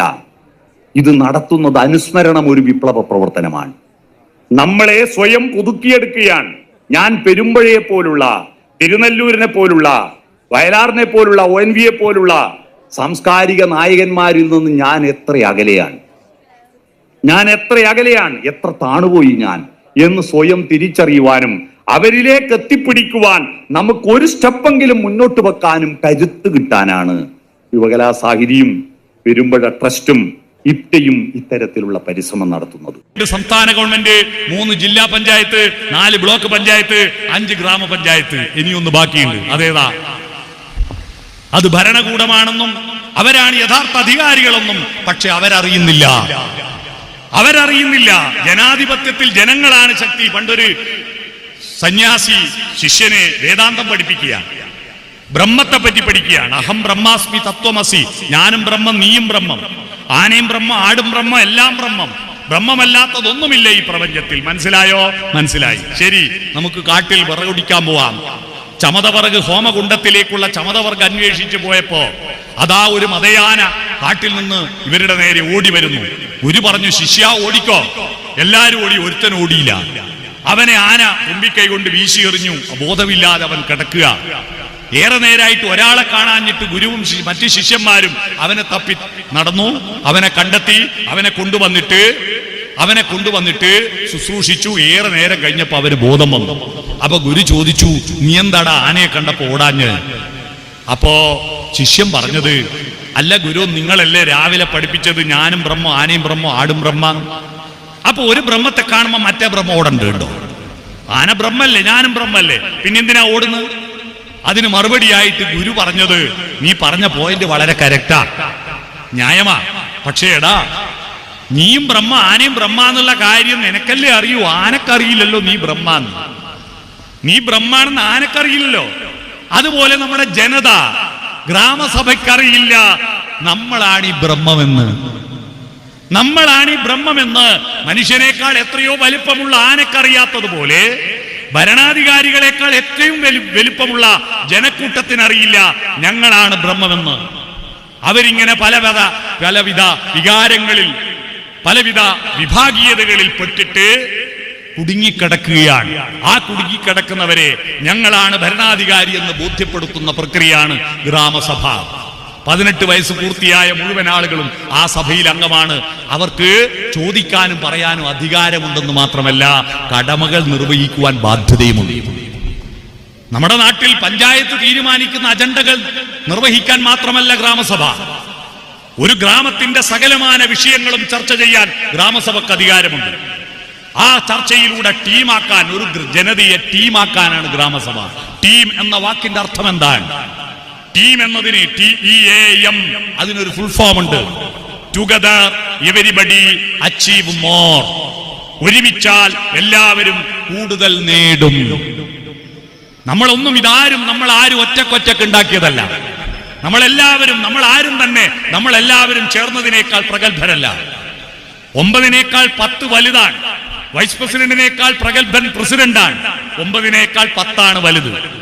പക്ഷേ പ്രസിഡന്റ് മാറി നിൽക്കുകയും ബാക്കി വൈസ് പ്രസിഡന്റ് മുതൽ ബാക്കി മെമ്പർമാരെല്ലാം ഒന്നിച്ചു നിന്നാൽ പ്രസിഡന്റ് ഒന്നുമല്ല. 1 മുതൽ 9 വരെ ചേർന്നാൽ 10 ഒന്നുമല്ല. 1 മുതൽ 9 വരെ ചേർന്നാൽ 1 ഉം 2 ഉം 3 ഉം 3 ഉം 6 ഉം 4 ഉം 10 ഉം 5 ഉം 15 ഉം 6 ഉം 21 7 28 8 ഉം 36 9 ഉം 45 ആവും. 1 മുതൽ 9 വരെ ഒന്നിച്ചു നിന്നാൽ 45 ആവും. 10 ചെറുതാവും. അതാണ് ഒരുമിച്ച് നിൽക്കുമ്പോഴുള്ള കരുത്ത്. ആ ഒരുമിച്ച് നിൽക്കുമ്പോഴുള്ള കരുത്ത്, ഇച്ഛാശക്തിയോടുകൂടി മുന്നോട്ട് പോകാൻ കഴിയണം. നമുക്ക് കഴിയുമെന്ന ആത്മവിശ്വാസം ജനതയ്ക്ക് കൊടുക്കുമ്പോഴാണ് ഒരു ഭരണാധികാരി വിജയിക്കുന്നത്. ഭരണാധികാരത്തെക്കുറിച്ച്, ജനാധിപത്യത്തിന്റെ നികുതി പിരിവിനെ കുറിച്ച് ഭാരതത്തിൽ ആദ്യത്തെ പരാമർശമുണ്ടാകുന്നത് കുമാരസംഭവം എന്ന രഘുവംശം എന്ന കാവ്യത്തിലാണ്. കാളിദാസന്റെ രഘുവംശം എന്ന കാവ്യത്തിൽ എന്താണ് ഭരണം എന്നതിനെ പറ്റി പറയുന്നുണ്ട്. സൂര്യനാകുന്ന ഭരണാധികാരി, സൂര്യകിരണങ്ങൾ നികുതി പിരിവുകാരാണ്, പ്രജകൾ പുൽക്കൊടിത്തുമ്പുകളാണ്, അവരുടെ മിച്ചമൂല്യം, അവരെ ചെലവും കഴിച്ച് ബാക്കിയുള്ള പൈസ മഞ്ഞുതുള്ളികളാണ്. അപ്പൊ സൂര്യകിരണങ്ങൾ രാവിലെ വരും, എന്നിട്ട് ഈ മഞ്ഞുതുള്ളികളെ നികുതിയായി പിരിച്ചെടുക്കും, എന്നിട്ട് ആകാശത്ത് കൊണ്ടുപോകും, ഭരണ തലസ്ഥാനത്ത് കൊണ്ടുപോകും, എന്നിട്ട് മേഘങ്ങളാകുന്ന പ്രൊജക്ടുകൾ ഉണ്ടാക്കും, എന്നിട്ട് ആനുകൂല്യങ്ങളായിട്ട് ഈ പുൽക്കടികൾക്ക് തന്നെ വീണ്ടും പെയ്തു കൊടുക്കുന്ന പ്രക്രിയക്കാണ് ഭരണം എന്ന് പറയുക. മനസ്സിലായില്ലേ? ജനങ്ങളിൽ നിന്ന് അല്പാൽപ്പം കാശ് വാങ്ങി അവർക്ക് ആവശ്യമുള്ള ഇടങ്ങളിൽ, ആവശ്യമുള്ള അവസരത്തിൽ സൗകര്യങ്ങൾ ഒരുക്കി കൊടുക്കുന്ന പ്രക്രിയക്കാണ് ഭരണമെന്ന് പറയുക. ആ ഭരണം, പ്രത്യക്ഷ ജനാധിപത്യം ഉണ്ടാവുന്നത് ഗ്രാമസഭയിലൂടെയാണ്, ഗ്രാമപഞ്ചായത്തിലൂടെയാണ്. ആ ഗ്രാമപഞ്ചായത്ത് ഒരു നാടിന്റെ സംസ്കാരത്തെ രൂപപ്പെടുത്തുന്നവരാവണം. പക്ഷേ ആ നാട്ടിലെ ജനങ്ങൾ കൊടുക്കാൻ തയ്യാറാവണം, എടുക്കാൻ മാത്രം തയ്യാറായ പോരാ. ആനുകൂല്യത്തിന് അപേക്ഷ കൊടുക്കും പോലെ ഈ സമൂഹത്തിന്, കഴിഞ്ഞ ദിവസം ഏതോ ഒരു പൊട്ടനായിരിക്കുന്ന ഒരു ഉദ്യോഗസ്ഥൻ 50 രൂപ ഹരിതകർമ്മസേനക്ക് കൊടുത്തില്ലെങ്കിൽ കുഴപ്പമൊന്നുമില്ല എന്ന് പറഞ്ഞിട്ട് ഉത്തരവിറക്കി എന്ന് പറഞ്ഞിട്ട് നാട്ടിലുള്ള മുഴുവൻ ആളുകളുടെയും വാട്സപ്പിൽ അത് പ്രചരിക്കുകയായിരുന്നു. 50 രൂപ ഈ പച്ചക്കുപ്പായ ഇട്ടിട്ട് നമ്മുടെ വേസ്റ്റ് ഏറ്റുവാങ്ങാൻ വരുന്ന ഒരു പൊറോട്ടയും ചായയും കുടിച്ചങ്ങ് 50 റുപ്യാവും അല്ലേ? ആ 50 റുപ്യ മാസത്തിൽ കൊടുക്കാൻ മടിക്കുന്ന ആളുകളുടെ എണ്ണം വർദ്ധിക്കുന്നു പറഞ്ഞാൽ ജനാധിപത്യം ശക്തിപ്പെടുകയാണോ? ഒരു 50 രൂപ കൊടുക്കാൻ മടിയാണ്. അവനവന്റെ ഭക്ഷണത്തിന്റെ വേസ്റ്റ് മറ്റുള്ളവന്റെ മൂക്കിലേക്ക് അടിച്ചു കയറ്റുമ്പോൾ അന്യജീവൻ ഉതകി സ്വജീവിതം ധന്യമാക്കും അമലേ വിവേകികൾ എന്ന് എഴുതിയ നാട്ടിൽ, അങ്ങനെ എഴുതിയ നാട്ടിൽ അവനവൻ ആത്മസുഖത്തിനായി ആചരിക്കുന്നവ അപരന് സുഖത്തിനായി വരേണം എന്നെഴുതിയ ഗുരുഭൂതന്മാരുടെ നാട്ടിൽ നമ്മൾ ഓണവും വിഷുവും ആഘോഷിച്ചതിന്റെ കോഴി വേസ്റ്റ് പ്ലാസ്റ്റിക് സഞ്ചി കെട്ടിയിട്ട് റോഡുമ കൊണ്ടേയിടുന്ന വൃത്തികേടാക്കുന്നവർ, നമ്മുടെ പുഴകളെ മലിനമാക്കുന്നവർ, നമ്മുടെ പുതിയ തലമുറ എങ്ങോട്ടാ പോകുന്നത്? ഏതൊരു പുഴയിലും വല വെച്ച് പിടിച്ചാൽ ലോഡ് കണക്കിന് കുപ്പികളും പ്ലാസ്റ്റിക്കും കിട്ടുന്നു. ഈ പുഴയിൽ കൊണ്ടുപോയി ചാടാൻ ആര് പറഞ്ഞു? നമ്മുടെ ഭാരത സംസ്കാരം കുളിക്കുന്നതിന് മുമ്പ് വെള്ളമെടുത്തിട്ട്, മഗ്ഗില് വെള്ളം എടുത്തിട്ട് ഗംഗേജ യമുനേ ജൈവ ഗോദാവരി സരസ്വതി നർമ്മദേ സിന്ധു കാവേരി ജലേസ്മിൻ സന്നിധിൻ ഗുരു എന്ന് പറഞ്ഞിട്ട് അങ്ങോട്ട് തന്നെ ഒഴിച്ചിട്ട് മാത്രമേ തലയിൽ മുക്കി ഒഴിക്കും പണ്ടത്തെ ആള്. എന്ന് പറഞ്ഞാൽ ഈ കിണറ്റിലെ വെള്ളം ഗംഗാജലമാണ്, സംസം വെള്ളമാണ്. ഈ തോട്ടിലെ വെള്ളവും ഈ പുഴയിലെ വെള്ളവും പരിശുദ്ധമായി ഒഴുകുമ്പോഴാണ് നമ്മുടെ നാടിന്റെ സംസ്കാരം പരിശുദ്ധമാകുന്നത്. പുഴകളെല്ലാം മലിനമാക്കിയിട്ട് നമ്മുടെ വീട് മാത്രം ടൈൽസ് ഒട്ടിക്കുക, വീടിന്റെ മുറ്റം ഇന്റർലോക്ക് ആക്കുക, വീടിന്റെ മുന്നിലൂടെ ഒഴുകുന്ന അഴുക്ക് ചാലുകൾ മുഴുവൻ പുഴയിലേക്ക് തുറന്നു വിടുക, എന്നിട്ട് നമ്മൾ സംസ്കാര സമ്പന്നരാണെന്ന് പറയുക. മഴ വരുമ്പോൾ വെള്ളത്തെ ഓടിച്ച് കടലിലേക്ക് വിടും, എന്നിട്ട് വേനൽക്കാലത്ത് വെള്ളം എവിടെ എന്ന് പഞ്ചായത്തിന്റെ മുമ്പിൽ നിലവിളിക്കും. അയ്യപ്പ പണിക്കരും ONV കുറുപ്പും എഴുതിയ കവിതകൾ സമാനമായ സ്വഭാവമുള്ള 2 വരികളുണ്ട്. അതിലൊന്ന് ONV കുറുപ്പ് എഴുതിയത്, ദീപങ്ങളെല്ലാം കെടുത്തി ഞാൻ പ്രാർത്ഥിച്ചു ദീപമേ നയിച്ചാലും, വിളക്ക് ഊതിക്കെടുത്തിയിട്ട് ദീപമേ നയിച്ചാലും എന്ന് പ്രാർത്ഥിക്കും പോലെ. അയ്യപ്പ പണിക്കര് പറഞ്ഞു, വിളക്കൊക്കെ ഊതിക്കെടുത്തി കഴിഞ്ഞിട്ട് വീണ്ടും വെളിച്ചം വെളിച്ചം വിളിക്കുന്ന മർത്യന്റെ നാദം. അതുപോലെയാണ് നമ്മള് വെള്ളത്തെ മുഴുവൻ ഓടിച്ചു കടലിലേക്ക് വരും. നമ്മുടെ നാട്ടിലെ വയലുകൾ ആദ്യം ചാല് കീറിയിട്ട് വെള്ളത്തെ ഓടിച്ചു വിട്ടും, ആ ചാല് കീറിയതിന്റെ നടുക്ക് 4 മുരട് കപ്പ വെക്കും, 4 മുരട് കപ്പേന്റെ നടുക്ക് ഒരു വാഴ വെക്കും, 4 വാഴേന്റെ നടുക്ക് ഒരു കങ്ങ് വെക്കും, 4 കവുങ്ങിന്റെ നടുക്ക് ഒരു തെങ്ങ് വെക്കും, 4 തെങ്ങിന്റെ നടുക്ക് ഒരു വീട് വെക്കും. എന്നിട്ട് വീട് ജില്ലാഞ്ഞ് തെങ്ങെല്ലാം മുറിച്ചു മാറ്റി ഇന്റർലോക്ക് ആക്കിയിട്ട് വെള്ളത്തെ ഓടിച്ച് കടലിലേക്ക് വിടും. എന്നിട്ട് വെള്ളം എവിടെ വെള്ളം എവിടെ എന്ന് പറയാം. 6 മാസം മഴ പെയ്യുന്ന കേരളത്തിൽ വെള്ളമില്ലാതെ പരക്കം പായുകയാണ്. വെള്ളമില്ലാതെ പരക്കം പായുന്നു. ആലോചിച്ച് നോക്കൂ. ഈ കാലാവസ്ഥാ വ്യതിയാനത്തിൽ നമ്മൾ എന്തോ പഠിച്ചോ? മലയാളി പഠിക്കുന്ന ഒരേ ഒരു പാഠമുണ്ട്. അതേത് പാഠമാണ്? ഒരു പാഠവും പഠിക്കൂല എന്നുള്ള പാഠം. ഒരു പാഠവും പഠിക്കൂല എന്നുള്ള പാഠം പഠിക്കുക. ആ മലയാളിക്ക് സത്യസന്ധമായ ശാസ്ത്രീയമായ വീക്ഷണം ഉണ്ടാക്കി കൊടുക്കണം. അവൻ ഒരുപാട് മുൻവിധികളിലാണ്. നമ്മുടെ ഭക്ഷണ സംസ്കാരം അടിച്ചു തകർന്നപ്പോ നമ്മുടെ കാശ് മുഴുവൻ മെഡിക്കൽ ഷാപ്പുകളിലേക്ക് പോവുക. ഒരു പട്ടണത്തിൽ എത്ര ബേക്കറികൾ കൂടുന്നുവോ അത്ര മെഡിക്കൽ ഷാപ്പും കൂടുന്നുണ്ട്. നമ്മുടെ ഭക്ഷണമെല്ലാം കൃത്രിമ ഭക്ഷണമാവുന്നു. എന്നിട്ടോ നമ്മളെ പിലാമല ചക്ക വീണടിഞ്ഞിട്ട് അതിൽ നിന്ന് കൊതുകും അണുങ്ങുന്ന ഞങ്ങളായിട്ട് പറയാ, ചളുമ്പ് അണുങ്ങുന്നൊക്കെ പറയും. അതിന്റെ കടി കൊണ്ട് പകർച്ചവ്യാധികൾ ഉണ്ടാവുന്നു. ചക്ക തിന്നാൻ മാങ്ങ തിന്നാൻ താല്പര്യമില്ല, മാങ്ങയെല്ലാം വീണടിയുന്നു. എന്നിട്ട് നമ്മൾ നൂഡിൽസ് കഴിക്കുന്നു. ഒരാഴ്ച പഴക്കമുള്ള ശവത്തിന് വർമ്മ എന്ന് പേരിട്ടാൽ അത് തിന്നുന്നു, അല്ലേ? ഷവർമ്മ. അതാണ് നമ്മുടെ ഭക്ഷണം. നമ്മളിപ്പോ ചിക്കനെ കൊണ്ട് സാമ്പാറും ചിക്കനെ കൊണ്ട് കൂട്ടുകറിയും ചിക്കനെ കൊണ്ട് ഓലനും ഉണ്ടാക്കുന്നു. കുഴപ്പമില്ല, ഇറച്ചി തിന്നോളൂ. പക്ഷേ 2 കഷ്ണം ഇറച്ചി തിന്നും, 1 കഷ്ണം ഇറച്ചി തിന്നുമ്പോ 2 കഷ്ണം പച്ചക്കറി തിന്നും സായിപ്പന്മാര്. നമ്മൾ ഇന്ന് നമ്മുടെ കുട്ടികൾ ഇപ്പൊ ഭക്ഷണം സാമ്പാർ വിളമ്പിയൊക്കെട്ടെ അവർ ഈ പ്രശ്നം വെക്കുന്ന പ്രശ്നാരികളുടെ അടുത്ത് പോയാൽ സാന്നിധ്യ ക്ഷേത്രാണി ബിംബാണി ത്രേണി ലഗ്നേന ചിന്തയിൽ എന്ന് പറഞ്ഞിട്ട് വാരി വെച്ചിട്ട് കബഡി നിരത്തുന്നാണ്ടില്ലേ, അതുപോലെ വെണ്ടക്കി അങ്ങോട്ട്, കാരറ്റ് അങ്ങോട്ട്, മുരിങ്ങക്കായി അങ്ങോട്ട്, ചാറ് മാത്രം കൂട്ടി തിന്നും. അവർക്ക് പീസ് വേണം. എന്ത് പീസ്? പച്ചക്കറിയുടെ പീസല്ല, അവർക്ക് വേണ്ടത് ചിക്കന്റെ പീസാണ്. ആ ചിക്കന്റെ പീസ് ഓവർ തിന്നാൽ പിറ്റേന്ന് രാവിലെ ടോയ്ലറ്റിൽ പോയാൽ പീസ് ഉണ്ടാവുമോ എന്ന് എനിക്കറിയില്ല.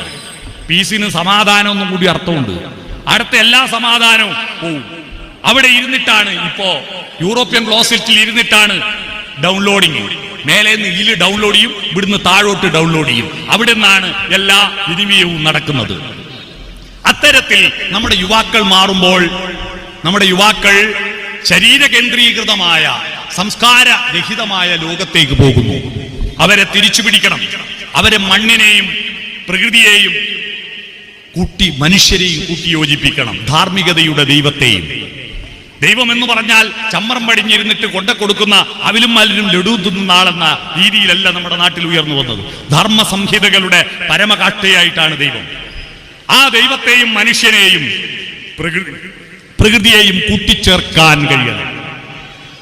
അതിനെ പറ്റിയിട്ട് വയലാറാമോർമ്മയുടെ ഒരു പഴയ പാട്ടിൽ പറയുന്നുണ്ട്. പ്രളയപയോധിയിൽ ഉറങ്ങിയുണർന്നൊരു പ്രഭാമയൂഖമേ കാലമേ, പ്രകൃതിയും ഈശ്വരനും ഞാനും നിന്റെ പ്രതിരൂപങ്ങളല്ലേ. കാലത്തിന്റെ 3 പ്രതിരൂപങ്ങൾ പ്രകൃതിയും മനുഷ്യനും ഈശ്വരനുമാണ് എന്ന് പറഞ്ഞാൽ ധർമ്മ സംഹിതയുടെ അടിസ്ഥാനത്തിൽ മനുഷ്യനും പ്രകൃതിയും പരസ്പര പൂരിതമായി ജീവിക്കുന്ന ഒരു കാലഘട്ടം. അവിടെയാണ് ഗ്രാമസ്വരാജ് ഉണ്ടാകുന്നത്. ഏതെങ്കിലും ഒരു കേന്ദ്രത്തിൽ 10ഓ 20ഓ ആളുകൾ കൂടിയിരുന്നിട്ട് താഴോട്ട് പ്രവർത്തിപ്പിക്കുന്നതല്ല ജനാധിപത്യമെന്ന് ഗാന്ധി പറഞ്ഞു. അത് ഈ രാജ്യത്തെ താഴെ തട്ടിലുള്ള മനുഷ്യൻ മേലോട്ട് പ്രവർത്തിപ്പിക്കുന്നതാണ് ജനാധിപത്യം. അപ്പൊ ജനാധിപത്യത്തിന്റെ ഏറ്റവും മേൽത്തട്ട് പാർലമെന്റ് അല്ല, ജനസഭയാണ്, ഗ്രാമസഭയാണ്. ഒരാൾക്ക് ആർക്ക് വീട് കൊടുക്കണം, ആർക്ക് കക്കൂസ് കൊടുക്കണം, ആർക്ക് പശുവിനെ കൊടുക്കണമെന്ന് തീരുമാനിക്കാൻ ഇന്ത്യൻ പാർലമെന്റിന് അധികാരമില്ല. അത് ഗ്രാമസഭയ്ക്ക് മാത്രമേ അധികാരമുള്ളൂ. അതുകൊണ്ട് താഴെ നിന്ന് മേലോട്ട് പ്രവർത്തിപ്പിക്കുന്ന ആ ജനശാക്തീകരണം നടത്തണം.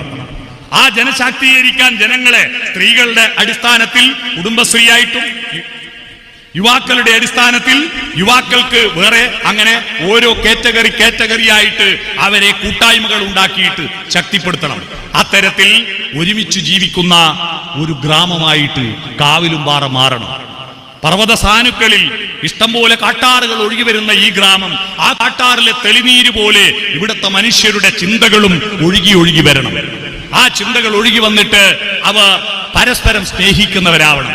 കുറ്റം പറയുന്ന, അസൂയ പറയാൻ മാത്രം വാക്കുകൾ ഉപയോഗിക്കുന്ന, തെറി പറയാനും കുറ്റപ്പെടുത്താനും മാത്രം വാക്കുകൾ ഉപയോഗിക്കുന്ന ഒരു തലമുറ വളർന്നു വരുന്നു. എങ്ങനെ? നമ്മുടെ കുടുംബ ബന്ധങ്ങളിൽ ആർദ്രത നഷ്ടപ്പെടുന്നത് കൊണ്ടാണ്. വീട്ടിൽ ചർച്ച നടക്കുന്നത് കുറ്റപ്പെടുത്തല. റോഡുമേലോട്ട് കോയിനാട്ടം പോകുന്നു, ഇങ്ങോട്ടാ കോയിനാട്ട, ഒന്ന് ടൗണിൽ പോകണം, ആയിക്കോട്ടെ പോയിക്കോ. കോയിനാട്ടിന് അങ്ങോട്ട് എത്തിയ ഉടനെ പറയും അതേതാ മുതലെന്നറിയോ, ഓനെപ്പോലത്തെ ദുഷ്ടം പറയുണ്ടോ. നാട്ടിൽ സകലയാളും പോക്കാം. മിക്ക വീടുകളിലെയും ചർച്ച നാട്ടിലുള്ള കുറ്റപ്പെടുത്തലുകൾ മാത്രമാണ്. നന്മയെപ്പറ്റി ചർച്ചകൾ ടിവിയിലില്ല, റേഡിയോയിലില്ല, വാർത്തകളില്ല, പത്രങ്ങളിലില്ല. നെഗറ്റീവ് ചർച്ചകൾ മാത്രം നടക്കുന്നു. എന്നാൽ സ്വിറ്റ്സർലൻഡിലെ ഒരു ടിവിയിൽ ഒരു ദിവസത്തെ ചർച്ച എന്തായിരുന്നു അറിയോ? 35 കൊല്ലം മുമ്പ് വറ്റിപ്പോയ ഒരു പുഴ വീണ്ടും ഒഴുകാൻ തുടങ്ങി. 35 കൊല്ലം മുമ്പ് ഒഴുക്ക് നിലച്ച് വറ്റിപ്പോയ ഒരു പുഴ വീണ്ടും ഒഴുകാൻ തുടങ്ങി. ഒരു ദിവസം മുഴുവൻ സ്വിറ്റ്സർലൻഡുകാർ ചർച്ച നടത്തി ആ പുഴ ഒഴുകിയതിന്റെ ചരിത്രം, അതിന്റെ വർക്കിനെ പറ്റിയിട്ട്. ആ പുഴ എവിടെയാണെന്ന് അറിയുമോ? അത് ഇന്ത്യയിലാണ്. ഇന്ത്യയിൽ എവിടെയാണെന്നറിയുമോ? അത് കേരളത്തിലാണ്. കേരളത്തിൽ എവിടെയാണെന്നറിയുമോ? പാലക്കാട് ജില്ലയിലാണ്. പാലക്കാട് ജില്ലയിലെ അട്ടപ്പാടിയിലെ കൊടകരപ്പള്ളം എന്ന പുഴ വീണ്ടും ഒഴുകാൻ തുടങ്ങിയ വാർത്ത പക്ഷേ എത്ര മലയാളികൾ കേട്ടു? നമ്മൾ കണ്ടോ? നമ്മൾ ആരും കേട്ടോ? ഏതെങ്കിലും ടി വി റിപ്പോർട്ട് ചെയ്തോ? ഏതെങ്കിലും പത്രത്തിൽ വന്നോ? ഇല്ല. കാരണം അത് പോസിറ്റീവ് വാർത്തയാണ്. എന്നാ വറ്റിപ്പോയ പുഴകളുടെ വാർത്തകൾ എത്ര വരും? നല്ല വാർത്തകൾ കേൾക്കാനും പ്രക്ഷേപണം ചെയ്യാനും അച്ചടിക്കാനും നമുക്ക് താല്പര്യമില്ല. കൊടകരപ്പള്ളത്തിന്റെ വാർത്ത സ്വിറ്റ്സർലൻഡുകാർ ആഘോഷിച്ചപ്പോഴും മലയാളി അത് അറിയില്ല. കാരണം അത് നല്ല വാർത്തയായിരുന്നു. അതുകൊണ്ട് നല്ല വാർത്തകൾ കാണുക, നല്ല കാര്യങ്ങൾ ചെയ്യുക. അക്ഷരങ്ങൾ എന്ന് പറയുന്നത് സ്നേഹാക്ഷരങ്ങളാക്കുക. അങ്ങനെ ഗ്രാമത്തിന്റെ ജനാധിപത്യം ശക്തിപ്പെടുത്തുക. ആ ജനാധിപത്യത്തിന്റെ സൗന്ദര്യം മനുഷ്യരും ഒത്തുചേരുന്ന സൗന്ദര്യം. ത്യാജ്യഗ്രാഹ്യ വിവേചന ബുദ്ധി, അതാണ് സംസ്കാരം. വേണ്ടതേത് വേണ്ടാത്തതേത് എന്ന് തിരിച്ചറിയാൻ കഴിയണം. എല്ലാം ശരിയെന്ന് പറഞ്ഞ് ഞാനൊന്നും എതിർക്കുന്നില്ല, എല്ലാം ശരിയെന്ന് പറയുന്ന എന്റെ നാട്ടില് ഒരു പഴയ പഞ്ചായത്ത് മെമ്പർ ഉണ്ടായിരുന്നു. അദ്ദേഹത്തിന്റെ പേര് എസ് കുഞ്ഞിരാമൻ. അദ്ദേഹത്തിന്റെ ഇനീഷ്യൽ അല്ല എസ്. എന്തിനും എസ് എന്ന് പറയും. ആരെന്ത് പറഞ്ഞാലും. ഒരു ദിവസം അയാളെ വീട്ടിൽ ഒരാൾ ഓടി വന്ന് പരാതി പറഞ്ഞു, എന്റെ പറമ്പിന്റെ അതിരിന് മറ്റോ വാഴ ഇറക്കി ഇങ്ങോട്ട് നട്ടു, ഞാനത് പിഴുതെറിഞ്ഞു, ഞാൻ അവൻ ഇങ്ങനെ പറഞ്ഞു. എല്ലാം ശരി, എല്ലാം ശരി, എല്ലാം ശരി. അദ്ദേഹം ആവർത്തിച്ചു, അയാളെ തിരിച്ചു വിട്ടു. ഇവൻ വന്നറിഞ്ഞിട്ട് അവന്റെ എതിരാളി അരമണിക്കൂറിനുള്ളിൽ ഓടി വന്നു. അയാളുടെ ഭാഗം വിശദീകരിക്കുമ്പോൾ അയാളോടും പറഞ്ഞു എല്ലാം ശരി, എല്ലാം ശരി. അയാൾ തിരിച്ചു പോയപ്പോ ഇത് രണ്ടും കേട്ടു ഇയാളുടെ ഭാര്യ ശ്യാമളേച്ചി ചോദിച്ചു, അല്ല മനുഷ്യ, രണ്ടാള് പറയുന്നു ശരിയെന്ന് പറയല്ലേ, നിങ്ങൾക്ക് പണി, നിങ്ങളെന്ത് മെമ്പറാ, നിങ്ങൾക്ക് സ്വന്തമായിട്ട് ഒരു അഭിപ്രായം ഉണ്ടാവില്ലേ എന്ന് ചോദിച്ചപ്പോ ഭാര്യയോട് ഇയാൾ പറഞ്ഞു, നീ പറഞ്ഞത് വളരെ ശരിയെന്ന്, നീ പറഞ്ഞത് വളരെ ശരി. ഇങ്ങനെ എല്ലാം യെസ് യെസ് എന്ന് പറയുന്നിടത്തല്ല, നോ എന്ന് പറയേണ്ടടുത്ത് നോ എന്ന് പറയുവാനുള്ള കരുത്ത് സമൂഹത്തിനും പഞ്ചായത്തിനും മെമ്പർക്കും ഉണ്ടാവണം. തൽക്കാലം വെറുക്കും, പക്ഷേ അത് ഭാവിക്ക് വേണ്ടിയിട്ടാണ്. നോ എന്ന് പറയേണ്ടടുത്ത് നോ എന്ന് പറയാൻ കഴിയണം. അത്തരത്തിൽ ത്യാജ്യഗ്രാഹ്യ വിവേചന ബുദ്ധിയോടുകൂടി അടുത്ത 3 വർഷം ഈ ഗ്രാമത്തിന്റെ ഉൽപാദന വർധനവ്, ഒരു മെമ്പർ നല്ല മെമ്പർ ആവുന്നത് എപ്പോഴാണ്? കഴിഞ്ഞ ഒരു തെരഞ്ഞെടുപ്പിൽ ഒരു മെമ്പർ പ്രസംഗിച്ച ഒരു അനുഭവം എനിക്കുണ്ട്. വനിതാ സംവരണമായപ്പോൾ കഴിഞ്ഞ പ്രാവശ്യത്തെ മെമ്പർ ആടെ മത്സരിക്കാൻ പറ്റാത്തതുകൊണ്ട് അപ്പുറത്തെ വാർഡിൽ അയാൾ മത്സരിക്കുക. അയാൾ അപ്പുറത്തെ വാർഡിൽ ഇലക്ഷന് പ്രസംഗിക്കുക. ഞാൻ നടത്തിയ പ്രവർത്തനങ്ങൾ അറിയണമെങ്കിൽ എന്റെ വാർഡിൽ ചെന്ന് നോക്കൂ. ഞാൻ മെമ്പറായി അധികാരം ഏറ്റെടുക്കുമ്പോൾ കേവലം 14 പേര് മാത്രമേ BPL കുടുംബങ്ങൾ ഉണ്ടായിരുന്നു. പക്ഷെ 5 കൊല്ലം കൊണ്ട് ആ BPL കുടുംബങ്ങളുടെ എണ്ണം 90 വർദ്ധിപ്പിക്കാൻ എനിക്ക് കഴിഞ്ഞു. ഇയാൾ അഭിമാനത്തെ ഇത് പറഞ്ഞാൽ അപേക്ഷ കൊടുത്തിട്ട് BPL ലിസ്റ്റിൽ കുറെ ആളെ ചേർത്തു, അതാണ് അയാൾ ഉദ്ദേശിച്ചത്. പക്ഷെ BPL കുടുംബങ്ങളുടെ എണ്ണം വർദ്ധിപ്പിക്കുന്നതാണോ ഒരു മെമ്പറുടെ കരുത്ത്? നമ്മൾ മനസ്സിലാക്കണം. ഞാൻ കഴിഞ്ഞ തവണ കണ്ണൂർ ജില്ലാ പഞ്ചായത്തിന്റെ വികസന സ്റ്റാൻഡിംഗ് കമ്മിറ്റി ചെയർമാനായി. ഇപ്പൊ ഞാൻ ക്ഷേമകാര്യ സ്റ്റാൻഡിംഗ് കമ്മിറ്റി ചെയർമാനാണ്. കഴിഞ്ഞ തവണ ഞങ്ങൾ ജില്ലാ പഞ്ചായത്ത് അംഗങ്ങളെല്ലാം പൂന, ഇന്ത്യയിൽ ഏറ്റവും ശക്തമായ ജില്ലാ പഞ്ചായത്ത് പൂനെയാണ്. അവിടെ ക്യാബിനറ്റ് റാങ്കാണ് അവിടുത്തെ ജില്ലാ പഞ്ചായത്ത് പ്രസിഡന്റിന്. ആ പൂനെയെ പറ്റി പഠിക്കാൻ പോയപ്പോ ഞങ്ങള് ഒരു ഗ്രാമപഞ്ചായത്തിൽ പോയി. ആ ഗ്രാമപഞ്ചായത്ത് ഹിവരേ ബസാർ എന്നായിരുന്നു ഗ്രാമപഞ്ചായത്ത്. ഹിവരേ ബസാർ. ആ പഞ്ചായത്തിനെ പറ്റി പഠിക്കാൻ പോകാൻ കാരണമാണ് 1997 വരെ ആ പഞ്ചായത്തിൽ BPL കുടുംബങ്ങളായിരുന്നു 95%. 5% മാത്രമേ APL ഉള്ളൂ. 95% BPL ലിസ്റ്റിൽപ്പെട്ടവരാണ്. എന്നാൽ 2005 അവിടെ 100% APL ആയി. ഒരൊറ്റ BPL കുടുംബം ഇല്ലാത്ത പഞ്ചായത്തായി. എങ്ങനെയാണ് അത് സംഭവിച്ചത് അറിയാൻ വേണ്ടി പോയി. ഇവിടുത്തെ പഞ്ചായത്ത് പ്രസിഡന്റിനെ കാണാൻ പോയപ്പോ പഞ്ചായത്ത് പ്രസിഡന്റ് കേന്ദ്ര റൂറൽ ഡെവലപ്മെന്റ് മന്ത്രാലയത്തിലെ ഉദ്യോഗസ്ഥന്മാർക്ക് ക്ലാസ് എടുക്കാൻ പോയിരിക്കുന്നു. പഞ്ചായത്ത് പ്രസിഡന്റ്, അദ്ദേഹത്തിന്റെ പേര് പപ്പട്രാവു എന്നാണ്. അദ്ദേഹം ബ്രിട്ടനിൽ പോയിട്ട് BTech M.Tech ഒക്കെ പാസ്സാക്കിയിട്ട് നാട്ടിൽ വന്നപ്പോ ആടെ ഒരു ഗ്രാമസഭ വന്നു. ഗ്രാമസഭയിൽ എന്തെല്ലോ ചർച്ച ചെയ്യുന്നാണ്ടിട്ട് ഇയാൾ കയറി ചെന്നിട്ട് പറഞ്ഞു, നിങ്ങൾ ഇങ്ങനെയൊക്കെ ചെയ്യണം കേട്ടോ. കുറെ കാര്യങ്ങൾ പറഞ്ഞു കൊടുത്തപ്പോൾ നാട്ടുകാരെല്ലാം അടുത്ത തെരഞ്ഞെടുപ്പിൽ ഇയാളെ പഞ്ചായത്ത് പ്രസിഡന്റ് ആക്കി. അവിടെ പ്രസിഡന്റിനെ നേരിട്ട് തെരഞ്ഞെടുത്തു. ആ പഞ്ചായത്ത് പ്രസിഡന്റിന്റെ അറിവ് മുഴുവൻ ആ ഗ്രാമത്തിന് വേണ്ടി ചെലവഴിച്ചു. അദ്ദേഹം മറ്റൊരു മസ്മറിസവും നടത്തിയില്ല, ഒരു മായാജാലവും ഇല്ല. ഇവിടെ കേരളത്തിൽ പെയ്യുന്നതിന്റെ 1/3 മഴ പോലും അവിടെ പെയ്യുന്നില്ല. പക്ഷെ അവിടെ പെയ്യുന്ന മഴവെള്ളം മുഴുവൻ കൊയ്ത്ത് നടത്തി. ഒരു തുള്ളി വെള്ളം പോലും ഒഴുകിപ്പോകാതെ പുറത്തു പോകാതെ മുഴുവൻ ശേഖരിച്ച് കൃഷി സമ്പന്നമാക്കിയെന്ന് മാത്രമല്ല, നീർത്തലാധിഷ്ഠിത മാസ്റ്റർ പ്ലാൻ തയ്യാറാക്കിയെന്ന് മാത്രമല്ല, ബാക്കി വെള്ളം മുഴുവൻ കുപ്പിയിലാക്കിയിട്ട് അവിടെയാണ് ഏറ്റവും കൂടുതൽ ബോംബെ നഗരത്തിൽ വെള്ളം വിതരണം ചെയ്യുന്ന ബോട്ട്ലിംഗ് പ്ലാന്റുകൾ. അതിനെക്കൊണ്ട് ആ പഞ്ചായത്തിലെ മുഴുവൻ ആളുകൾ ഇപ്പൊ സമ്പന്നന്മാരാണ്. മഴവെള്ളത്തെ മാത്രം ഉപയോഗിച്ചു. നമുക്ക് എത്രയാ മഴ ചല്ല് പുല്ല് പോലെ പെയ്യുന്നു. ഇങ്ങനെ ഒലിച്ചു പോകുമ്പോൾ ഈ കുപ്പിയിൽ 15 ഉറുപ്പ്യം കൊടുത്തിട്ട് വെള്ളം കുടിച്ചിട്ട് ഇങ്ങനെ നിൽക്കുമ്പോ തോട്ടിലൂട്ട വെള്ളം ഇങ്ങനെ നല്ല ശുദ്ധജലം ഒഴുകി പോകുന്ന കാണുമ്പോണ്ടല്ലോ നെഞ്ഞര കണ്ട കത്തു. എത്ര നല്ല വെള്ള ഒലിച്ച് വെറുതെ കടലിൽ ഉപ്പുവെള്ളത്തേക്ക് പോകുന്നു. ആ ഒരു ബേജാറും കൊണ്ടാവുണ്ട്. ഒരു പഞ്ചായത്ത് പ്രസിഡന്റ്, ഒരു മെമ്പർ അധികാരം ഏറ്റെടുക്കുമ്പോൾ മാർച്ച് മാസത്തിൽ വറ്റുന്ന ഒരു തോടിനെ 5 കൊല്ലത്തെ പ്രവർത്തനം കൊണ്ട് അത് ഏപ്രിൽ മാസമേ വറ്റുന്നുള്ളൂ എന്നാക്കി മാറ്റാൻ കഴിഞ്ഞു എന്ന് മെമ്പർക്കും പ്രസിഡന്റിനും പറയാൻ കഴിയുമ്പോൾ, ആ ജലസംരക്ഷണ പ്രവർത്തനം നടപ്പിലാക്കുമ്പോൾ ആ നേട്ടമാണ്. പക്ഷെ ജനങ്ങൾക്ക് അതിന് വോട്ട് കിട്ടൂല. പക്ഷെ അതാണ് ഏറ്റവും വലിയ നേട്ടം. നെല്ലുൽപാദനം ഞങ്ങൾ അധികാരം ഏറ്റെടുക്കുമ്പോൾ 19 ടൺ ആയിരുന്നു. എന്നാൽ 5 വർഷം കൊണ്ട് ഞങ്ങളുടെ പഞ്ചായത്തിലെ നെല്ലുൽപാദനം 27 ടണ്ണാക്കി വർദ്ധിപ്പിക്കാൻ പറ്റി എന്ന് റിപ്പോർട്ട് കൊടുക്കാൻ കഴിയുമോ? ഇതാണ് ചോദ്യം. ഞങ്ങളുടെ നാട്ടിൽ SLCക്ക് ഇത്ര കുട്ടികൾ തോക്കാറുണ്ടായിരുന്നു, ഇത്ര കുട്ടികൾ തൊഴിലാത്തവരുണ്ടായിരുന്നു. എന്നാൽ അത്രയും ആളുകൾക്ക് തൊഴിൽ കൊടുത്തു. എങ്ങനെ? അവർക്ക് ആത്മവിശ്വാസം ഉണ്ടായി കൊടുത്തു. ഇന്ത്യയിൽ യൂണിവേഴ്സിറ്റി ഉള്ള കാലത്ത് അമേരിക്ക എന്ന് പറഞ്ഞ രാജ്യമില്ല. അമേരിക്ക കൊളംബസ് കണ്ടുപിടിക്കുന്നതിന് 1500 കൊല്ലം മുമ്പ് ഇന്ത്യയിൽ യൂണിവേഴ്സിറ്റി ഉണ്ട്, നളന്ദയുണ്ട്, തക്ഷശിലയുണ്ട്. അമേരിക്ക അത്രയേ ആയിട്ടുള്ളൂ കണ്ടുപിടിച്ചിട്ട്. എന്നിട്ടും അമേരിക്കക്കാർ ലോകത്തെ വമ്പന്മാർ. നമ്മൾ ഇപ്പോഴും പട്ടിണി റാങ്കിങ്ങിൽ പിറകിൽ നിൽക്കുന്നു. എന്തുകൊണ്ട്? അമേരിക്കൻ എന്ന് പറയുന്ന ആ സ്പെല്ലിംഗ് തന്നെ ഉണ്ട് അവന്റെ ഇച്ഛാശക്തി. അമേരിക്കൻ AMERICAN അവസാനത്തെ 4 അക്ഷരങ്ങൾ ICAN എന്ന് എഴുതിയാൽ എന്താ വായിക്കുക? I can. എനിക്ക് കഴിയില്ല എന്ന് പറയില്ല. ഐ കാൻ എന്ത് പറഞ്ഞാലും അവർ ഏറ്റെടുക്കാൻ തയ്യാറാണ്. ഇച്ഛാശക്തി. നമ്മളോ ഇന്ത്യക്കാരെന്തെങ്കിലും ഒരു സംരംഭത്തിന്റെ കാര്യം പറഞ്ഞാൽ IND IA, ഇന്ത്യന്റെ അവസാനത്തെ 2 അക്ഷരം നമ്മൾ IA. അത് നടക്കൂലപ്പ, അത് നടക്കൂല. നമുക്ക് മൊബൈൽ നോക്കണ്ടേ? ഇത് ഏറ്റെടുക്കാൻ തയ്യാറാവണ്ടേ? മുന്നോട്ട് പോകാൻ തയ്യാറണ്ടേ? നമ്മള് അല്ലേ പണി കിട്ടിയിട്ട് വേണം 2 ദിവസം ലീവ് എടുക്കാൻ എന്ന് പറയുന്ന ഒരാളുകൾ. ഒരു പണി കിട്ടിയിട്ട് വേണം 2 ദിവസം ലീവ് എടുക്കാൻ. വെറുതെ ഇരിക്കാനാണ് നമ്മുടെ ജീവിതം എന്ന് തെറ്റിദ്ധരിച്ചിരിക്കുന്നു. ചലിച്ചുകൊണ്ടിരിക്കുമ്പോൾ അധ്വാനിച്ചു കൊണ്ടിരിക്കുമ്പോഴാണ് മനുഷ്യൻ വികസിക്കുന്നത്.